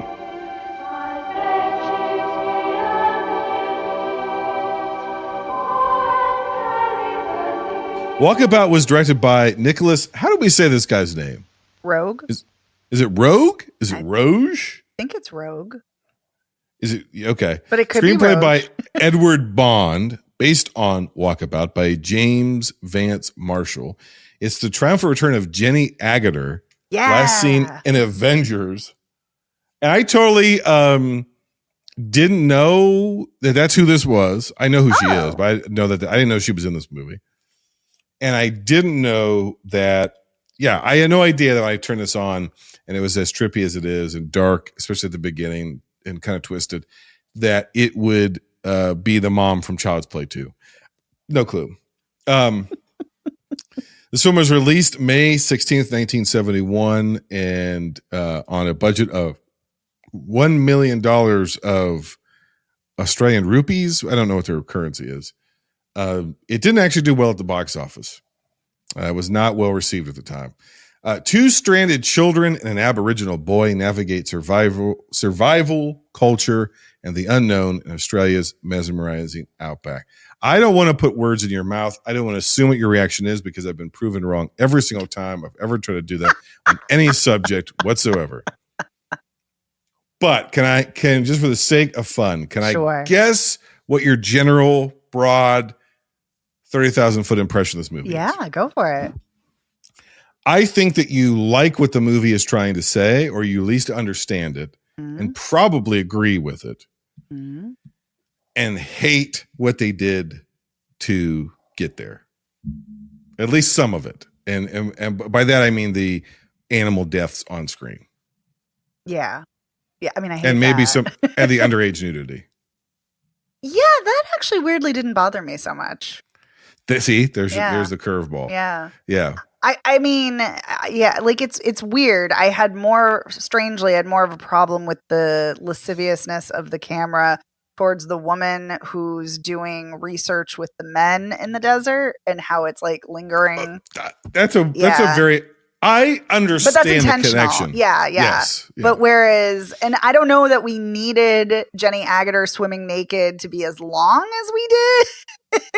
Like, and she could have been swimming in her underwear, but I get what it's doing, and it weirdly, it's Eden, right? Yeah, and it weirdly didn't feel exploitative. So it really doesn't. Yeah, in a weird way. So it felt more like a nature film. Yeah, and the Aboriginal boy is naked when he's swimming, and so is the little boy, her brother. Yeah. So it's like I get it. So that didn't surprisingly it didn't bother me that much. So. Lot of footage of animals being slaughtered. Ooh. Yeah, that was rough. And eaten and dead animals. Yeah. I think unlike maybe like Cannibal Ferox and stuff like that, I think that some of the footage of dead animals are just literally dead animals in the outback that they found, you know. The first I'd never seen this one before. Had you? No. Didn't know what it was about. I could gather from the title. I know what a walkabout is. So I figured, okay, it must. sometimes a movie opens so, especially from this era, 70s, they open their movies so fucking strong sometimes that they're merciless. I mean, they are just like, do not give a shit. We're going to take this an exciting incident. It's going to be undiluted. Yep. And then we're going to make you wait through a lot of nothing, seemingly, right? We're not going to tickle your fancy anymore. And then we're going to give you the sharpest, harshest, bleakest fucking ending we can. And then we're going to send you on your way. And I mean, really, that's kind of, I also just described what A24 movies often do. But that is essentially what this is, right? Is it starts off in the most intense way you possibly could. A dad who seems maybe a little stressed, but not much more. Yeah, just like normal stressed. Yeah. Takes his kids off into the Australian outback, and you're like, why would they do? That's weird, yeah. That's weird. Right after school, because they're still in their school uniforms, and says he wants to have a picnic with them. They have all their stuff out, and they're wandering around. Little boys doing what little boys would do, playing with squirt guns and action figures and whatever. And the girls getting everything set for her dad. And her dad's just like in the car reading over business reports and geology reports and whatever the fuck he does. And, you know, catching up on some work. And you're like, what the fuck is happening? And then even before he starts to kind of look at them and you're like, oh, something's not right here. You're like, is he going to leave them there? Right. Is he just going to like, because he's still sitting in the car. Is he just going to drive away? And then he starts to call after them a little bit, and it's something strange about his voice. And you're like, this guy's having it sounds like Ash from Aliens having a mental computer breakdown. I'm like, what the fuck is wrong with this guy? Then he starts taking shots at them with a gun. Yeah. Out of nowhere. We don't see him, like, you just see them like, and it's hitting ricochets off of rocks and shit. And then he very coldly, as they're hiding from him, the little boy, just kind of young enough to not 100% get it. Right. He thinks it's a game. Yeah. He thinks it's a game. He's like, the thing that's kind of unclear, I would presume he was going to kill them both. Yeah. But he really seemed like he wanted to kill that little boy. Because he's like, you bring him out here. You bring that. And he had like a derogatory something about him. He's like, you bring that one out here. Something like that. Like, he was, and the whole interaction, even in the car, he's like kind of nicer to the girl. You know, it was shades of the Babadook. I don't want to say that Australian parents want to kill their annoying little sons, or that there's a legacy there of annoying little boys in Australia, but there must be, man. Because he was like kind of nicer to her. Like he was just a little bit more fatherly to her and a little bit more off with the kid. See, anyway, I thought he was creepier with her. Maybe that's it. Maybe like, I was reading nice and you were reading. I was reading right. creepy. Like it felt like, but I think you're right. Like it feels like more violent with the little boy and more like creepy with the daughter. Either way, this guy had some kind of a break. And yeah. And also something is askew because, and this is, it ends up, I think, being the major commentary of the film. Is that the daughter has almost no reaction to this emotionally. Yeah. She's very matter of fact about her father trying to kill them. She's then very matter of fact by her father setting the car on fire in the middle of the desert. And shooting himself. Then blowing his brains out in front of him. And I was like, what the fuck is this movie? What are we in for? I was like, my second thought was, this is my jam. This is my shit right here. Now we're cooking with some gas. Right? I mean. But I'm like, what's the rest of this movie going to be? These two. And I honestly assume these kids are going to die. It's a 70s movie from Australia. They're going to kill these kids in the outback. Yeah. I mean, Nicholas Roeg's movie, Don't Look Now. Yes. Opens with a child death. So. Yes. You know? Yeah. That's the only other movie I know him for. That's the only other of his movies I've seen of his. Yeah, same. And that has a downer fucking ending. Yes, it does. A strange ending. Yes. But a downer ending. And the other chunks of this movie are very much like kind of a mesmerizing, almost like nature documentary on acid. Mm-hmm. You know, like it's like a, and that is also the point of it, right? That it essentially is a walkabout. Mm-hmm. This is, and even in the opening, it puts the walkabout in quotes, right? Because it's like these kids did not intend for this. Their parents did not intend for them to go off and have a walkabout and a coming of age and, you know, have a spiritual experience in the wilderness and learn to survive. But that happens to them because of this indigenous person.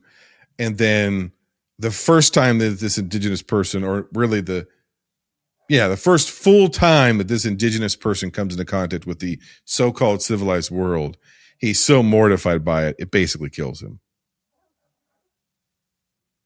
The treatment of the water buffalo by these fucking hilljacks that is horrible. Destroys this kid to the point that he despairs for his own wife. Yeah. Because and then it's like we've watched him effectively be extremely violent towards animals for a very long time. And then that's the twist, which is like, but the difference is he is doing this to survive. Correct. There's a purpose. And there's some kind of respect there. Yes. These guys are just they're wasting, they're raping the earth.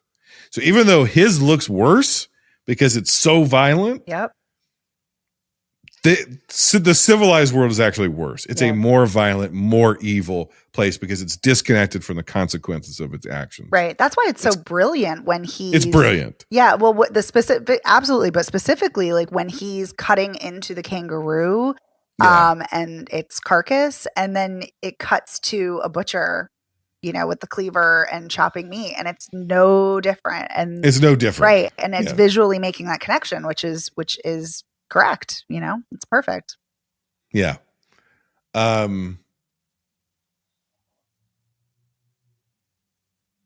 feel like I'm good at deciphering visual storytelling. More, I miss stuff, but I feel like that's a skill of mine. I understand the posture he's in when they eventually find him in the tree. Yes. Is obviously a Christ-like. He's an innocent who was killed for the sins of the world. And really kind of her sins, basically, in a way. Because the little boy has, even as annoying as he is, has started to bridge the gap. Yeah. Because he's even more innocent than her because he's young.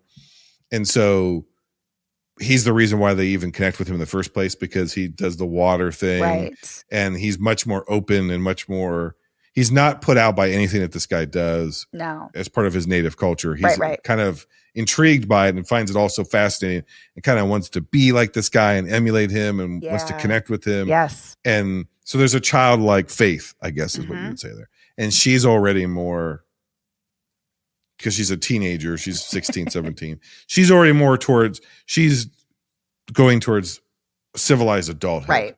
And she's like telling him to put his shirt on. And, yes, right. You know, I'm speaking English. It's perfectly understandable. It's like, well, not to this guy. Right. Yeah. Like, yeah. What's your problem that you won't conform to my culture? Yes. That's her whole attitude. Right. She does soften. Yes. But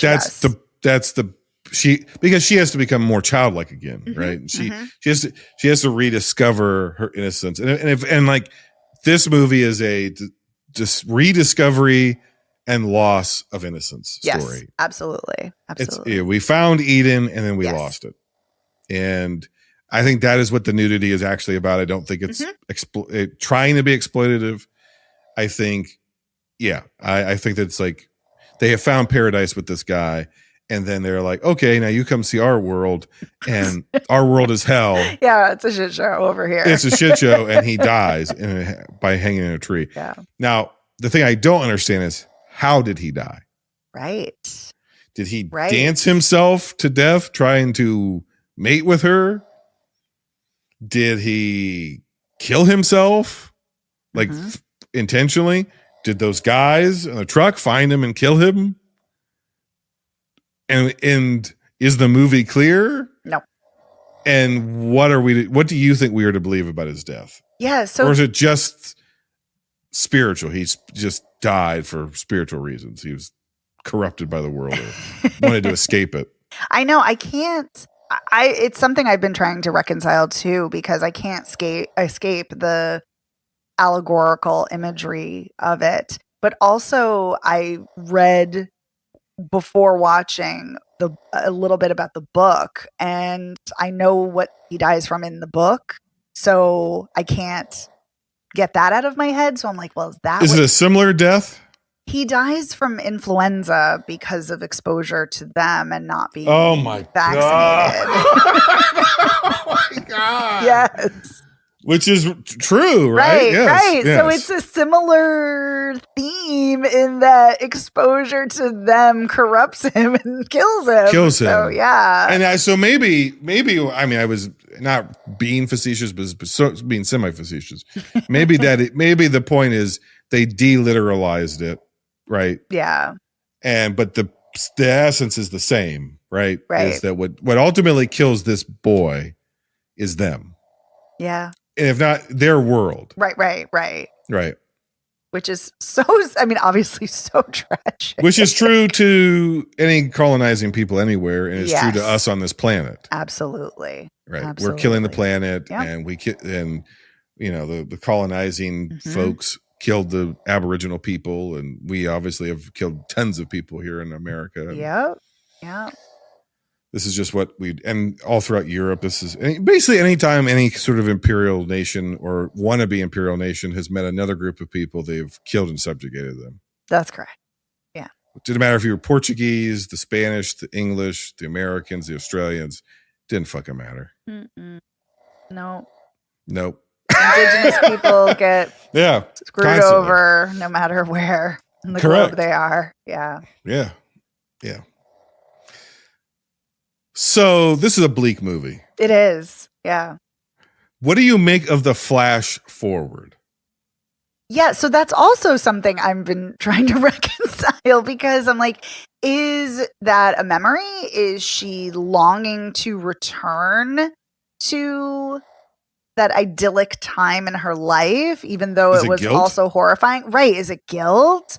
I mean, but the image is not one laden with shame or with guilt or sorrow. It's with joy and jubilance and a camaraderie. And so I think that she is wistful for that time and wishes she could go back, but she kind of knows she can't. Like, something about her, she can't live that life, but wants to live that life. I don't know. Isn't that us though?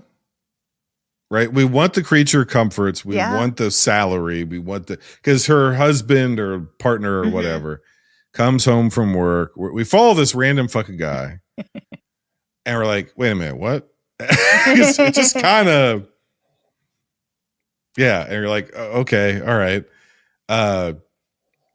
And there's a grown woman who looks enough like her that you know that, okay, this is her. Because I don't think that was her, right? That was a different actress. I thought it was her. Well, just with makeup on. Okay, all right, maybe, yeah. But maybe it was a lookalike. I don't know. I thought you might be right, yeah. But she just looked older, but that could have just been makeup and the way they did her hair or whatever.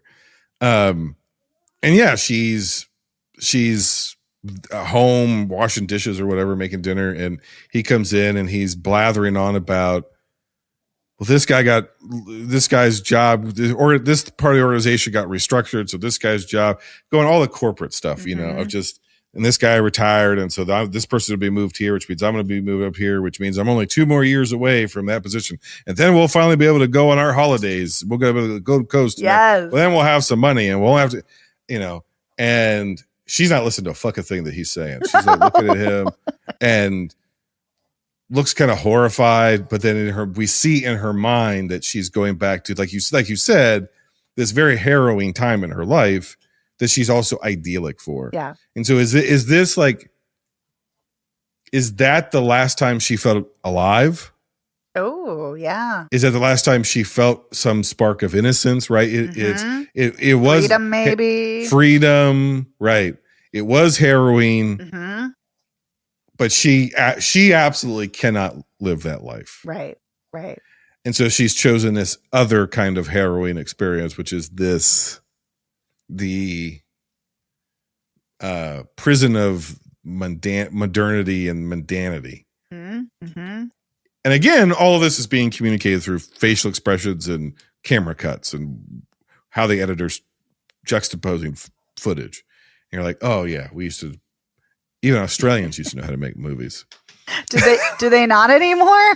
I think George Miller's all they got. I mean, Jennifer Kent is amazing. Jennifer Kent, George Miller, yeah.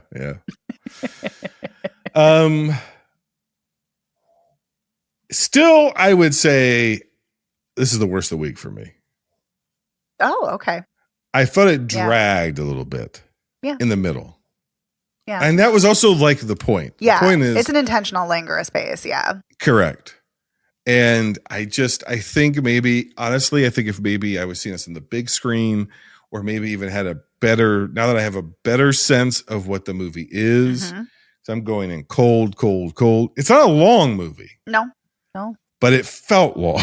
And I was like, damn, because it's a while. They're on their own a while before they even meet the boy. They are. Mm-hmm. And yeah, it's also one of these movies that you have to absorb the images and think about them. Yes.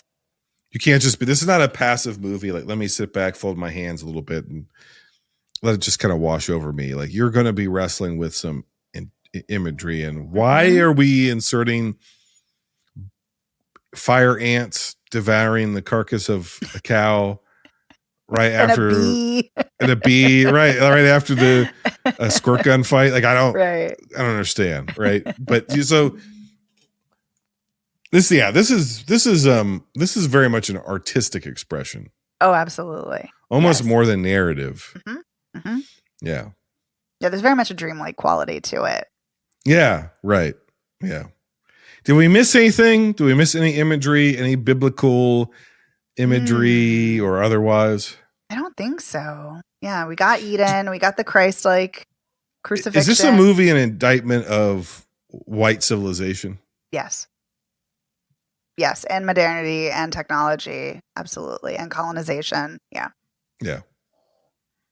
So you liked it better than I thought you were going to like it.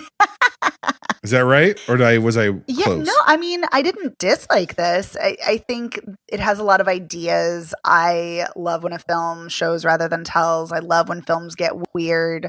I love all of the visuals in this. I think that's something that Nicholas Roeg does really well, are the visuals. And the cinematography that he did on this is just exquisite. It's gorgeous. And there's really a seductive lure and danger, like a repellent danger to the desert and to this life that is just really intriguing. So I liked it. So I think I did like it more than you thought I did. Yeah. I think also this probably hit different in 1970 something than now. Oh, absolutely. Because we've seen a lot of other movies in its wake that maybe weren't directly copying this, but we've seen a lot of these ideas again iterated on again and again and again. But I think if you're just like a random guy in the United States going to your college screening of Walkabout or you know what I mean, or art house film, your local art house film in Chicago was playing Walkabout, which is this movie that is getting a better reception in America than it did Australia. It eventually caught on there, but it was and you go, okay, all right, let me same thing was true of, like, I think A Day to Remember. It didn't do that great there, I think, or originally, or something like that. There's like a couple of these movies where it's like it didn't do that great originally because other things were going on at the time that people were sad about. They didn't want to watch a sad movie, and it gained notoriety through time. So, but yeah, I think I can't imagine if it was 1971 and you're probably a little high and you're watching this movie. This movie would probably fuck you up in the best way possible, right? I mean, yeah, I would imagine watching this high would be quite an experience. Quite an experience. All right, so this is a 7 out of 10 for me. It's the worst of the week. Where's it rank for you, and what's your score? So something I didn't say that I did want to say is I really like Jenny Agutter. I loved her in Logan's Run, and I liked her here. I think she does a good job, and I really like David Gulpilil. Really great, captivating performance. This is my 4th of the week, and it's an 8 out of 10. Okay. All right. It's time to move on to The Seventh Seal. 1957's The Seventh Seal, which currently has a 93% on Rotten Tomatoes. Whoa. Who are you? Ted. It's the Grim Reaper, dude. Oh. How's it hanging, Death? You will come with me.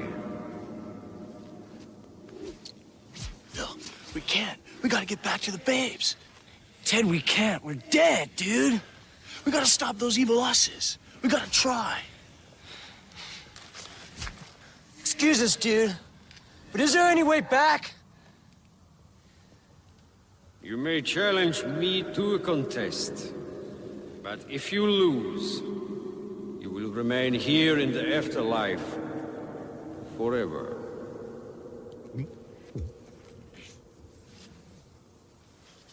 What if we win? No one has ever won. Dude, we gotta ditch this guy. Definitely. But how? Melvin.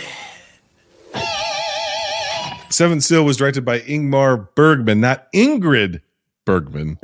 Ingmar Bergman. He also wrote the screenplay. It is based on something I can't pronounce, also by him. It's the triumphant return of Max von Sydow, last heard as Vigo the Carpathian in Ghostbusters 2. This film was released February 16th, 1957, 2 days after Valentine's Day. Bummer. On a budget of $150,000, it didn't really make money. A crusading knight pelts death itself with questions of faith, fate, and meaning. Death laughs. At the risk of stating the very obvious, Megan. Yes. I've said it before, I'll say it again.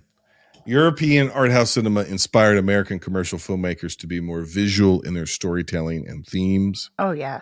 Without question. Top of that list of one of those influential directors is Ingmar Bergman. Mm-hmm. Because Bergman is one of those directors who can cram so much thought, philosophy, feeling, emotion, terror, humor, humanity, inhumanity into sparse frames of film. Mm-hmm. That I don't know how he does it. I don't think I had seen this all the way through. Again, I grew up in a time when people read books. So the imagery of this, I honestly think there are aspects of the Seventh Seal that are in fucking Muppet Babies. I think Muppet Babies had a reference to Seventh Seal. I'm almost positive it did. Yeah, I think like there's like a thing where like Kermit plays with death or something. That's the sort of pop culture we had where they were cramming this kind of shit into Muppet Babies. I mean, Muppet Babies was brilliant. Yes, very much so. It's obviously referenced in Last Action Hero. Oh, okay. Have you seen that one? Nope. The kid eventually has to get death out of this movie to help him help. Ah. Yeah, because he's like, it's his time, and he's like, but it's just a movie. And like, well, he's in the real world now, and so that's obvious. And then obviously Bill and Ted's Bogus. Of course. Where it is this version of death, right? Mm-hmm. This effectively became the de facto version, the image of death for 50 years. Yeah. This movie's about so many different things that, having never, I think, seen it all the way through, I had no idea how much time we were going to spend with actors as part of a comedy troupe. I honestly thought in my mind that this entire movie is going to be Max von Sydow and Death playing chess by the ocean. Yeah, that's what I thought too.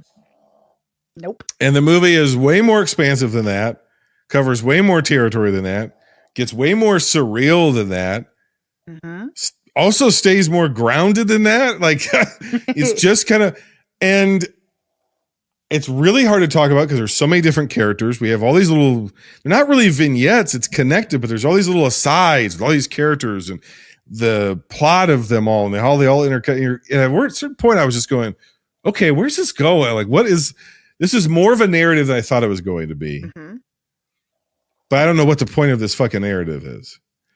And then it hit me like this gut punch, where it really affected me in a way I didn't anticipate it, when basically Seidel's character distracts death long enough for this child and the family to live, to escape.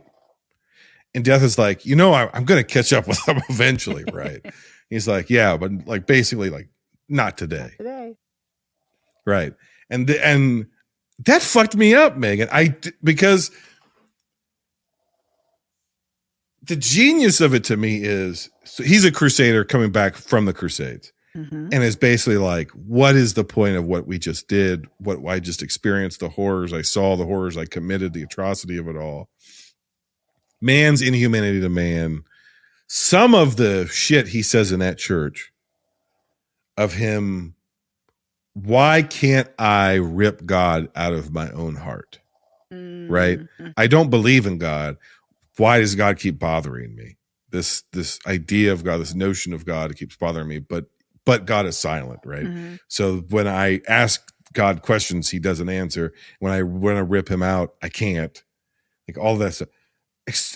Exquisitely written, performed, shot, incredible. That's one of those exceptions where you go, sometimes the character just needs to say the thing, right? And then they don't say the thing, which is for Seidel to rest, to go to his grave, he has to do one noble thing. It's never really said, but that is what it comes to, is he gets the opportunity, maybe the only opportunity he's ever had in his life, to do something truly noble.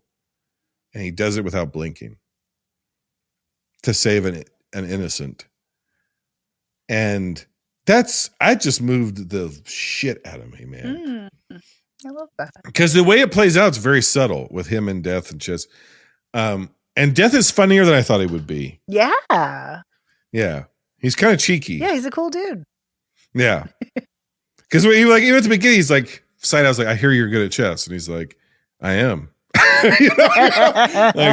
He's like, I am, yes. And he was like, you've heard that, huh? And he's like, yeah, I've heard that. And he's like, from who? And he's like, it's something we know about you, or something like that. And he's like, oh, okay, all right, well. And he's like, that I'm still going to kill you, right? Like, you're still like, we can play this game, but there's no trickery. You're not getting out of this, essentially, right? And he's like, yeah, but as long as I'm playing, you can't kill me. We have to finish the game. And so I get to live as long as the game goes on. And then maybe by the end, you won't want to kill me. And he's like, we'll see. And when he cuts that guy out of that tree, that's like a Bugs Bunny moment. That's Looney Tunes shit, right? Yeah. And he's laughing at the guy. I don't know. This movie has just about everything, including a half-ass song number in it. It's fucking wild, man. It's wild. I like that you're calling it a half-ass song number. Well, because he's kind of being tortured to do it. Yeah. I thought you were talking about the two actors on stage, but no, you're right. Oh, yeah. That is a actual song and dance number, yes. The sex, the adultery, the woman changing side, like, and a lot of it is played for laughs. This movie has a real sense of humor about itself that I just, of all the things I absorbed through osmosis about this film, I didn't absorb that it was kind of a dark comedy. Right. But it is. It's more than that. It is an existential meditation on the meaninglessness of life and despair and wanting to make meaning for your own life but there's a lot going on here. There's holy fools, the visionaries, the people who claim to hear God, and they're mocked, and maybe they should be mocked because maybe they're liars, but maybe they're not. And then zealots, who the torturing zealots who it has a lot on it. He had a lot on his mind, which, it's Ingmar Bergman. So that's like saying, but he had a lot on his mind, man. He was a real, I know his background enough to know that he grew up in an extremely religious Christian household. And so he's processing, he's deconstructing. Yes. He's working as the kids like to say. Yeah. Doing his therapy through his filmmaking. Correct. Yeah. I think that's why those lines that Seidel has at the church resonate so deeply, because that is Bergman talking, right? It's like, I don't believe in this, and yet it's such a part of me that it's in me. It's like God is still, God will not answer my prayers, but he will not let me rip him out of my heart. I long for a God that I do not believe in. That's a kind of a torture. Yeah. Yeah. Well, the fact that he is consistently looking for proof of God because there are so many horrors around him with the plague and the that's the other aspect of it. Of the Crusades and so much death and so much destruction and everything. And, how could God let this happen? But yet he can't let go of that idea that there is. Because he can't just be like, no, I'm, agnostic or I'm an atheist. Like, no, he can't. He needs to hold on to that. Yeah. So that is torture. And death kind of refuses to answer his question. Oh, yeah. Yeah. I also love that he taunts him. He's like, do you never stop asking questions? Yeah. That's the part of because it was at a certain point, he is pelting this guy. Every time we cut back to him, he's like, well, what about this? Mm-hmm. Because death is like God by proxy, right? It's like, you're the closest I can get to a God. You're talking to me. Yeah. God doesn't. So maybe some of these answers, right? God, right? You guys are in the same neighborhood. And and then we cut back to one scene. And he's like, he's like, do you ever shut up? Questions?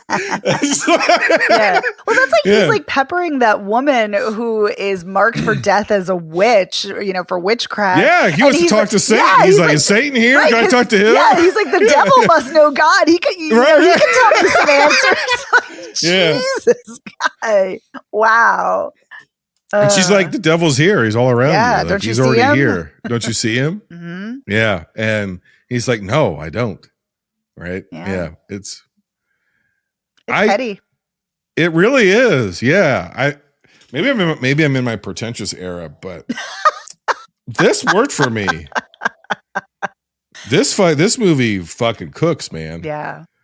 I mean, it's really, it's really fucking stupid to say that. It's really stupid to get on the internet and be like, hey, y'all kids ever heard of Ingmar Bergman? You ever heard of the Seventh Seal? But some of the things that people say are just at a different level. Mm-hmm. They just are. It's not hype. It's not, you had to be there, you had to be there in 1957 or maybe even 1967 to really get this movie. This is just, this guy made really a very strange film. Yeah. But I found it deeply compelling. Oh, absolutely. It's incredibly moving. It's interesting. The visuals are stunning again. And something that I love about this, I mean, I like all the things that you're saying as far as his selfless act and this moment of kind of redemption to stave off death to protect this family. Also very much, Mary and Joseph stand in, even though I know he sees, Joseph sees the Virgin Mary, but they are also a stand-in for them. Yeah. But something I love about this that some of the greatest filmmakers who are such incredible visual storytellers do is they're inspired by fine art and classical art, and much like Beauty and the Beast was inspired by classical art and especially like the Doré woodcuts. And this is inspired by Picture, where Death and a man are playing, a game of checkers or something. They're playing. I don't think they're playing chess, but they're playing a game.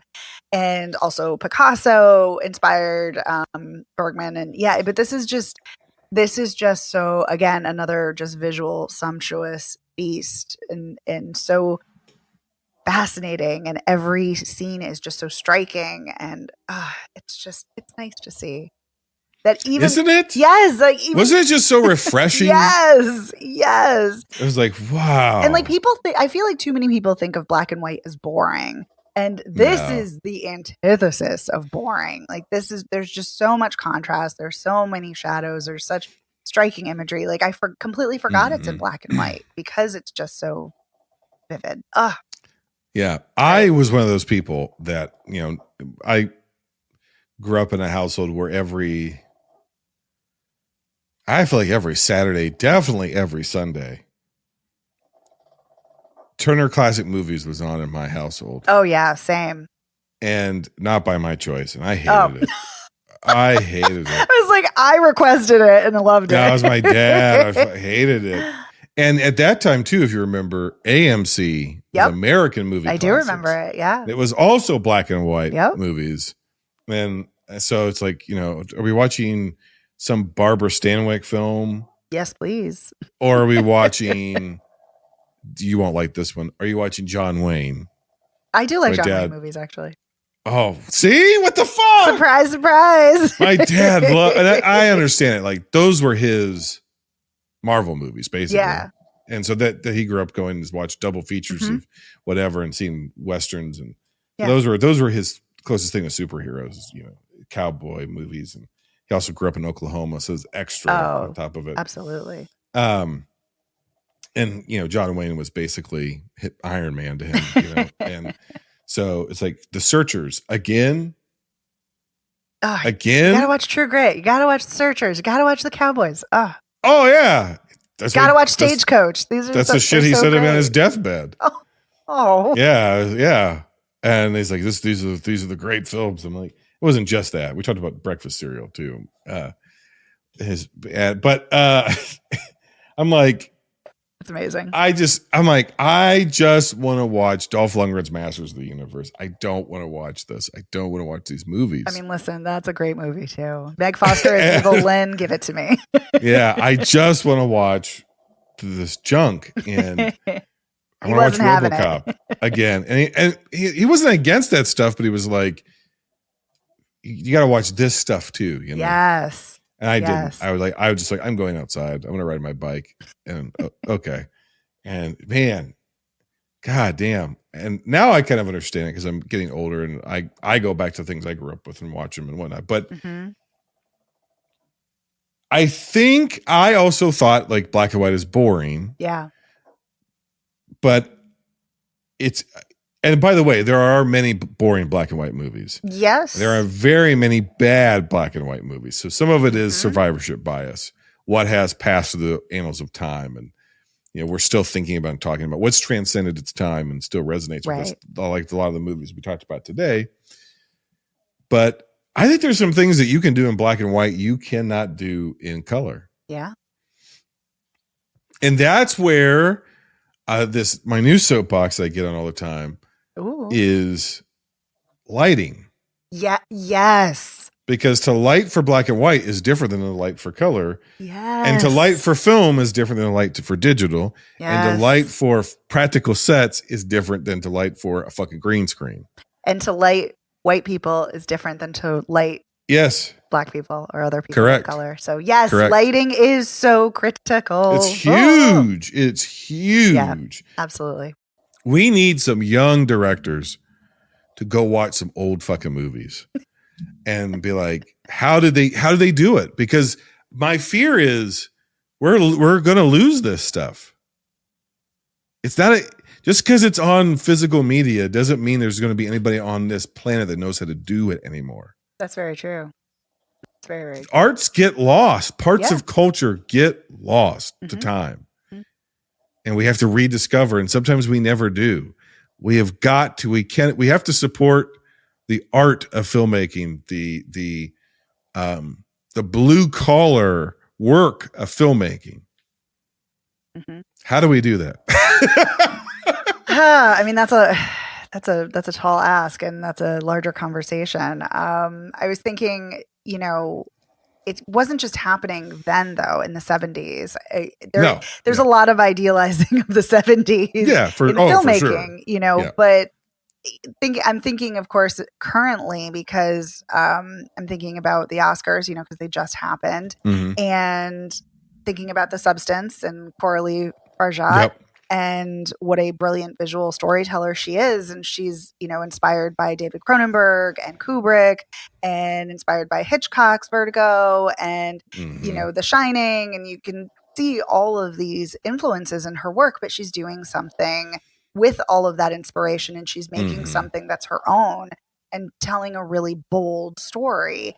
And so there are filmmakers that are doing it, but unfortunately we need more. And you were talking about how do we get the Russo brothers to do it? And I'm thinking about Barry Jenkins, who is a brilliant filmmaker, just doing Mufasa and again, doing a very large mainstream film. And, you have a Chloe Zhao who's doing, Nomadland and then going to do the Eternals. And so that's true. You are getting these incredibly gifted filmmakers who are doing these mainstream films. But I think the problem is that the studios are often, I would argue, interfering too much and not letting them do what they do, and that's a huge problem. So I think the answer to your question is we need to dismantle capitalism and revere art. And there we go. So how do we dismantle capitalism but still fund art? That's really the question. What was your score? What was your rank for? The Seventh Seal. The Seventh Seal. What was my rank? The Seventh Seal was my third, and I gave it a 9.2. All right, we got one more fucking movie I forgot about. Yeah, Jesus, we do have one more. I don't have anything to say about this one very much. Let's move on to 1984's This Is Spinal Tap, which currently has an 84% on Rotten Tomatoes.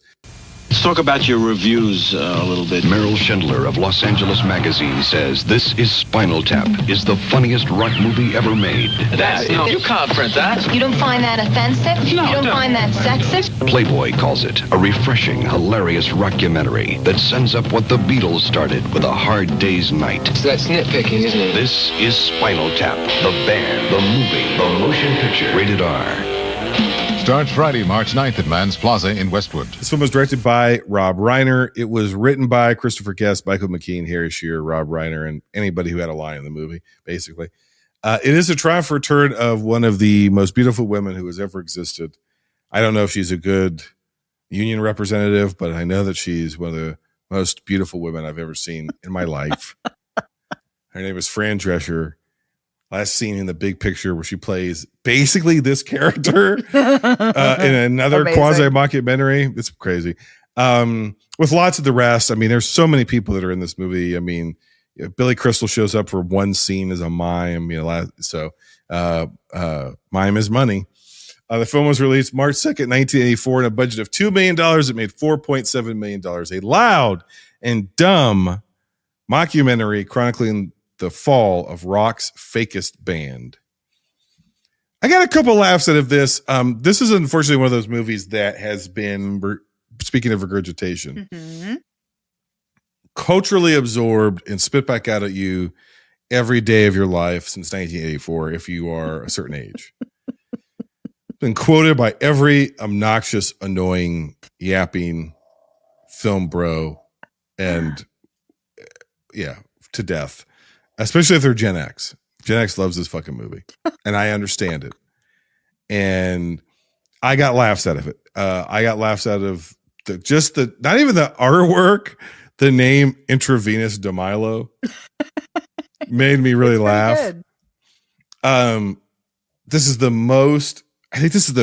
This is one of the few times. How do I say this respectfully? Uh-oh. Fran Drescher has been doing that gimmick voice so long that even when she was defending the strikes, she was doing her gimmick voice. Because it is her voice, but it's kind of cranked up. This is the one movie I've seen her in where she's not kind of doing the voice that she does. And then they cut to her again. And you're like, this, I knew it. I knew it. You're Gilbert Gottfrieding us this whole time. You know, this is a Gilbert Gottfried situation. You're accentuating that voice, Fran, because you talk like a fucking normal person when you want to. You just have to go back to 1984 to see it. I've actually seen her in a movie earlier than this, and she talks normal. And you're like, but she's been doing that gimmick, Megan, so long that she's out there on the fucking picket line like the nanny. It was insane. I thought I was taking crazy pills. Well, you might have been. Yeah. This is funny. It's a funny movie. When Kirby is the limo driver, and he's like, it's a fad. I don't want to tell these guys, but this isn't like Frank. This is a fad. He's not wrong. Like this hair metal kind of, they're not really hair metal, but kind like this rock and roll does not occupy the space of pop culture that it did from the 60s, 70s, and 80s, even into the 90s. It just doesn't. No. It's not dead. There are people around the world who love it. I love aspects of rock and roll and metal and whatever, and I love new stuff that comes out. But this was pop culture. This was what the radio was. It was like soft rock, right? Radio was defined by soft rock and rock. Mm-hmm. It isn't. It's rap and pop, basically. So when he's in there going like, this is a fad. This is yeah, it's very prescient. Right. It was. So a lot of this doesn't land as much anymore because it's poking fun of a dead era, in my opinion. Mm-hmm. And I think this entire crew have done better versions of this. Interesting. Okay. I think Waiting for Guffman is funnier than this. I like Best in Show. Best in Show is good. Yeah. There are jokes here that I think do work and are funny, but and none of the rest of it would have come. A Mighty Wind. I mean, this is it. This is where it comes from. And the funniest gags in it to me are the ones that you can tell are they're literally just making up on the spot. Because some of them you get the feeling that they have workshopped this a little bit, but there's other ones where you can just tell they're using a take of them actually riffing, and because you can tell the other one doesn't really quite know where the other one is going with it. You know, there's little mistakes, there's little incongruities, and you go, okay, that's funny. But I don't know. What do you think about Spinal Tap? So this is actually my first time seeing it, which is kind of wild considering I have, like you said, I've heard this quoted so many times. And did you have Comedy Central in the 90s? I did. Yeah, this was on all the time. All the time. Yeah, I just had no desire to watch it. But yes, it was on all the time. So I would see like little snippets of it, but not really. Yeah. I obviously knew the, 211 scene. Yeah. Because that's so overquoted. But I like Rob Reiner's other comedies better. Personally, I love When Harry Met Sally, one of my favorite films, because Meg Ryan, Nora Ephron's amazing script. But I also love The Princess Bride. But this is amusing. This is funny. For me, a lot of it was like, oh, that's amusing, but I didn't really find it funny. What I did find really funny is the Stonehenge scene when after Angelica Houston comes in and it's, the 18 inches and it's not the big thing. Then when they're lowering it on stage, I'm like, okay, that's really funny. So I liked that. And then I like after the manager is fighting with the girlfriend, and I like when he says, I'm not gonna go manage with someone who looks like an Australian nightmare. I don't know why that hit me so funny, but it did. And then I also like when Harry Shearer is like, a logistical question, are we still gonna use Stonehenge? And I'm like, no. Anyway, I thought that was like the funniest part of the movie. Yeah. The rest of it's like cute. It's fine. I get why people are really into this. I get why this was so influential in the mockumentary space. For sure. Like I could definitely see that. I think this is really, it's funny to me watching this now as someone who was massively into hair metal and into metal as I was. Like that's funny to me to, watch that and to also have grown up watching, all of the VH1 behind the musics and all of that. Right. So yeah, I probably should have watched this when I was younger. Maybe it would have hit differently, but yeah, I was like, this is a well-made satire. I get why people love it. It just isn't really for me. It's a well-made satire that was simultaneously, I think, had its finger on the pulse and also was ahead of the curve at the same time. Yes. So you can't take that away from it. Mm-hmm. But 45 years later, it's neither one of those things anymore. Right. And so a lot of the personalities, the studio or the record label guy who doesn't really get it and they're not the hot new thing anymore. So he's not really willing to be scandalized for them, but he is for the hot new thing. Like a lot of these jokes are poking fun at types of people in an industry that doesn't exist anymore. Yeah. That's not the fault of the movie, but it does take something away from it. It's just a different time, man. It's just a different time. Because of that, it's fine. I give it a 7 out of 10. It's my 4th for the week. Yeah. I'm like thinking you gave me a lot of information, which is great. I'm gonna be mulling that over because I could be wrong. No, I don't think you're wrong. I don't think you're wrong at all. I just don't know if it's as defunct as it is. I don't know. Maybe it is. Maybe it is kind of like, a relic of the past. Because you're right. Again, but you and I are looking at it through a different lens than somebody who's, 15 would be seeing it. Yeah. So. Would they get this at all, though? Right. They don't. The idea of these giant rock and roll stage shows. Yeah.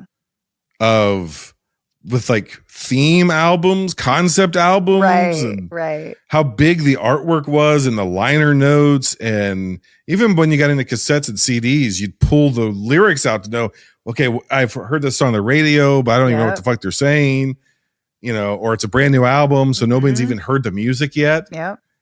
So, or I've only seen them a little bit later. I've only seen the music video for the first single. I don't know what Axl Rose is even saying. So what the fuck are the lyrics? You know what I mean? Oh, Axl Rose. I've heard, I read in a magazine 6 months ago that there was going to be an 8-minute cut where Axl's going to play the piano. Yeah. Or you have to call in and request a song. Yeah. That's right. Yeah. Ridiculous. All right. I've bitched enough about the world. It's time for a recap. Oh, wait, I didn't give my score for. Oh, give your score. I forgot. I gave it a 7.8. Okay. And it's my 5th.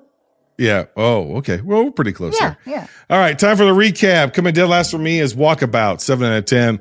Spinal Tap, number 4. These are interchangeable to me. I give it a 7.1 out of 10. At least it didn't lag. Number 3, A Night to Remember, 7.25 out of 10. Number 2, The Seventh Seal, 8.75 out of 10. Make more movies like Ingmar Bergman. Or let younger directors watch Ingmar Bergman movies and maybe actually we just need a complete overhaul of our economic system. Number 1, ding, ding. Beauty and the Beast, 9 out of 10. Megan, what's your recap? Woo-hoo. My number 5 is This Is Spinal Tap, 7.8. My number 4 is Walkabout, 8. Number 3, The Seventh Seal, 9.2. Beauty and the Beast is number 2 at 9.3. By the way, I agree that so many of these could be interchangeable. These are all great films, like great. And my number 1 is A Night to Remember, 10. On our next episode, we'll be talking about, speaking of movie brats and movie brat adjacent, we'll be talking about the works of John Milius, which includes 1972's Jeremiah Johnson, 1973's Dillinger, 1978's Big Wednesday, 1982's Conan the Barbarian, and 1984's Red Dawn. Too late. You lost.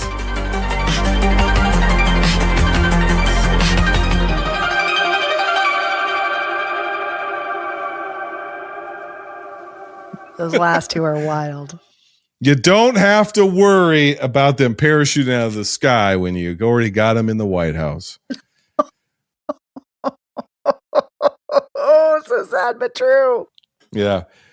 Somebody should have told ultra right-wing conservative John Milius that it would be his own party who would be taken over by the Russians. Little did he know. Okay, Megan, when you're not here talking for hours about Ingmar Bergman, the collapse of democracy, the President of the United States being a Russian asset named Krasnov, where are you? And what are you talking about? You can find me weekly at Spoiler Piece Theater, spoilerpiece.com or spoilerpiece.libsyn.com, and you can listen to our weekly reviews where we talk about new releases, blockbusters to indies, and everything in between. Well, although they don't really make in-between movies anymore, which is another problem. And you can also find my writing at Edge Media Network. You can also hear me occasionally on the podcast at In Session Film, Women in Films more specifically. And yeah, you can find me on social media at I am still hanging on Twitter, barely, last dying gasp. And I'm on Blue Sky as well at Opinion S World, or on Instagram and Letterboxd at the Opinion S. And Megan will be on the Slashers 2. Oh God, yes. In the near future. I'm so excited for the return of the Slashers. Cannot wait. Yeah. Me too. Yay! Me too. We just got to get Paul to watch these movies. Gotta get him to do something. Paul, do something. You're retired now. Do something with your life. He didn't listen to this episode anyways. It was talking about movies that have culture and plot. And I was like, he doesn't artistry. like the Seventh Seal, right? Oh, I don't think he's watched most of these. And if he has, he gave him one of them. He gave, I need to remember, he gave 2 stars. What? Oh my God. It's like 2.5. Oh That's his God. go-to. If it's black and white, it's 2.5 stars. Remember that in this upcoming season of the Slashers, that you're one of your favorite movies of all time. He says boring. Mm-mm-mm. They don't get to the killing fast enough for you. I was like, I love you, Paul, but no, that's a no. It's a fucking Titanic, man. Not enough blood. There's people dying left and right. Come on. I know. Yeah, he wanted death spread out. He wanted more gore. Why are all the kills once the boat starts sinking? What they really needed was a serial killer on board. Yes. Slash and sliced and diced. Oh my God, that's gonna be. That's Blumhouse has already put that in production. Now you said it. That's already out there. Oh my God, a Titanic slasher movie. Oh my God. I don't know. Is that kind of the greatest thing ever? It might be, or It the might worst. be. It's the worst or the greatest, or both. Popeye's copyright free now. Popeye the slasher killer. That's a movie they made, but they didn't make it with him on the Titanic. Nope. Or Mickey Mouse, for that matter. No. He's public domain now. I know. Yeah. We should use him as the logo for the Slashers. Mickey Mouse. Can't touch us, Disney. Can't do it. Yeah. Okay. Thank you as much for everything, Megan. Thank you for listening, dear listeners. Until next time, Pigeon!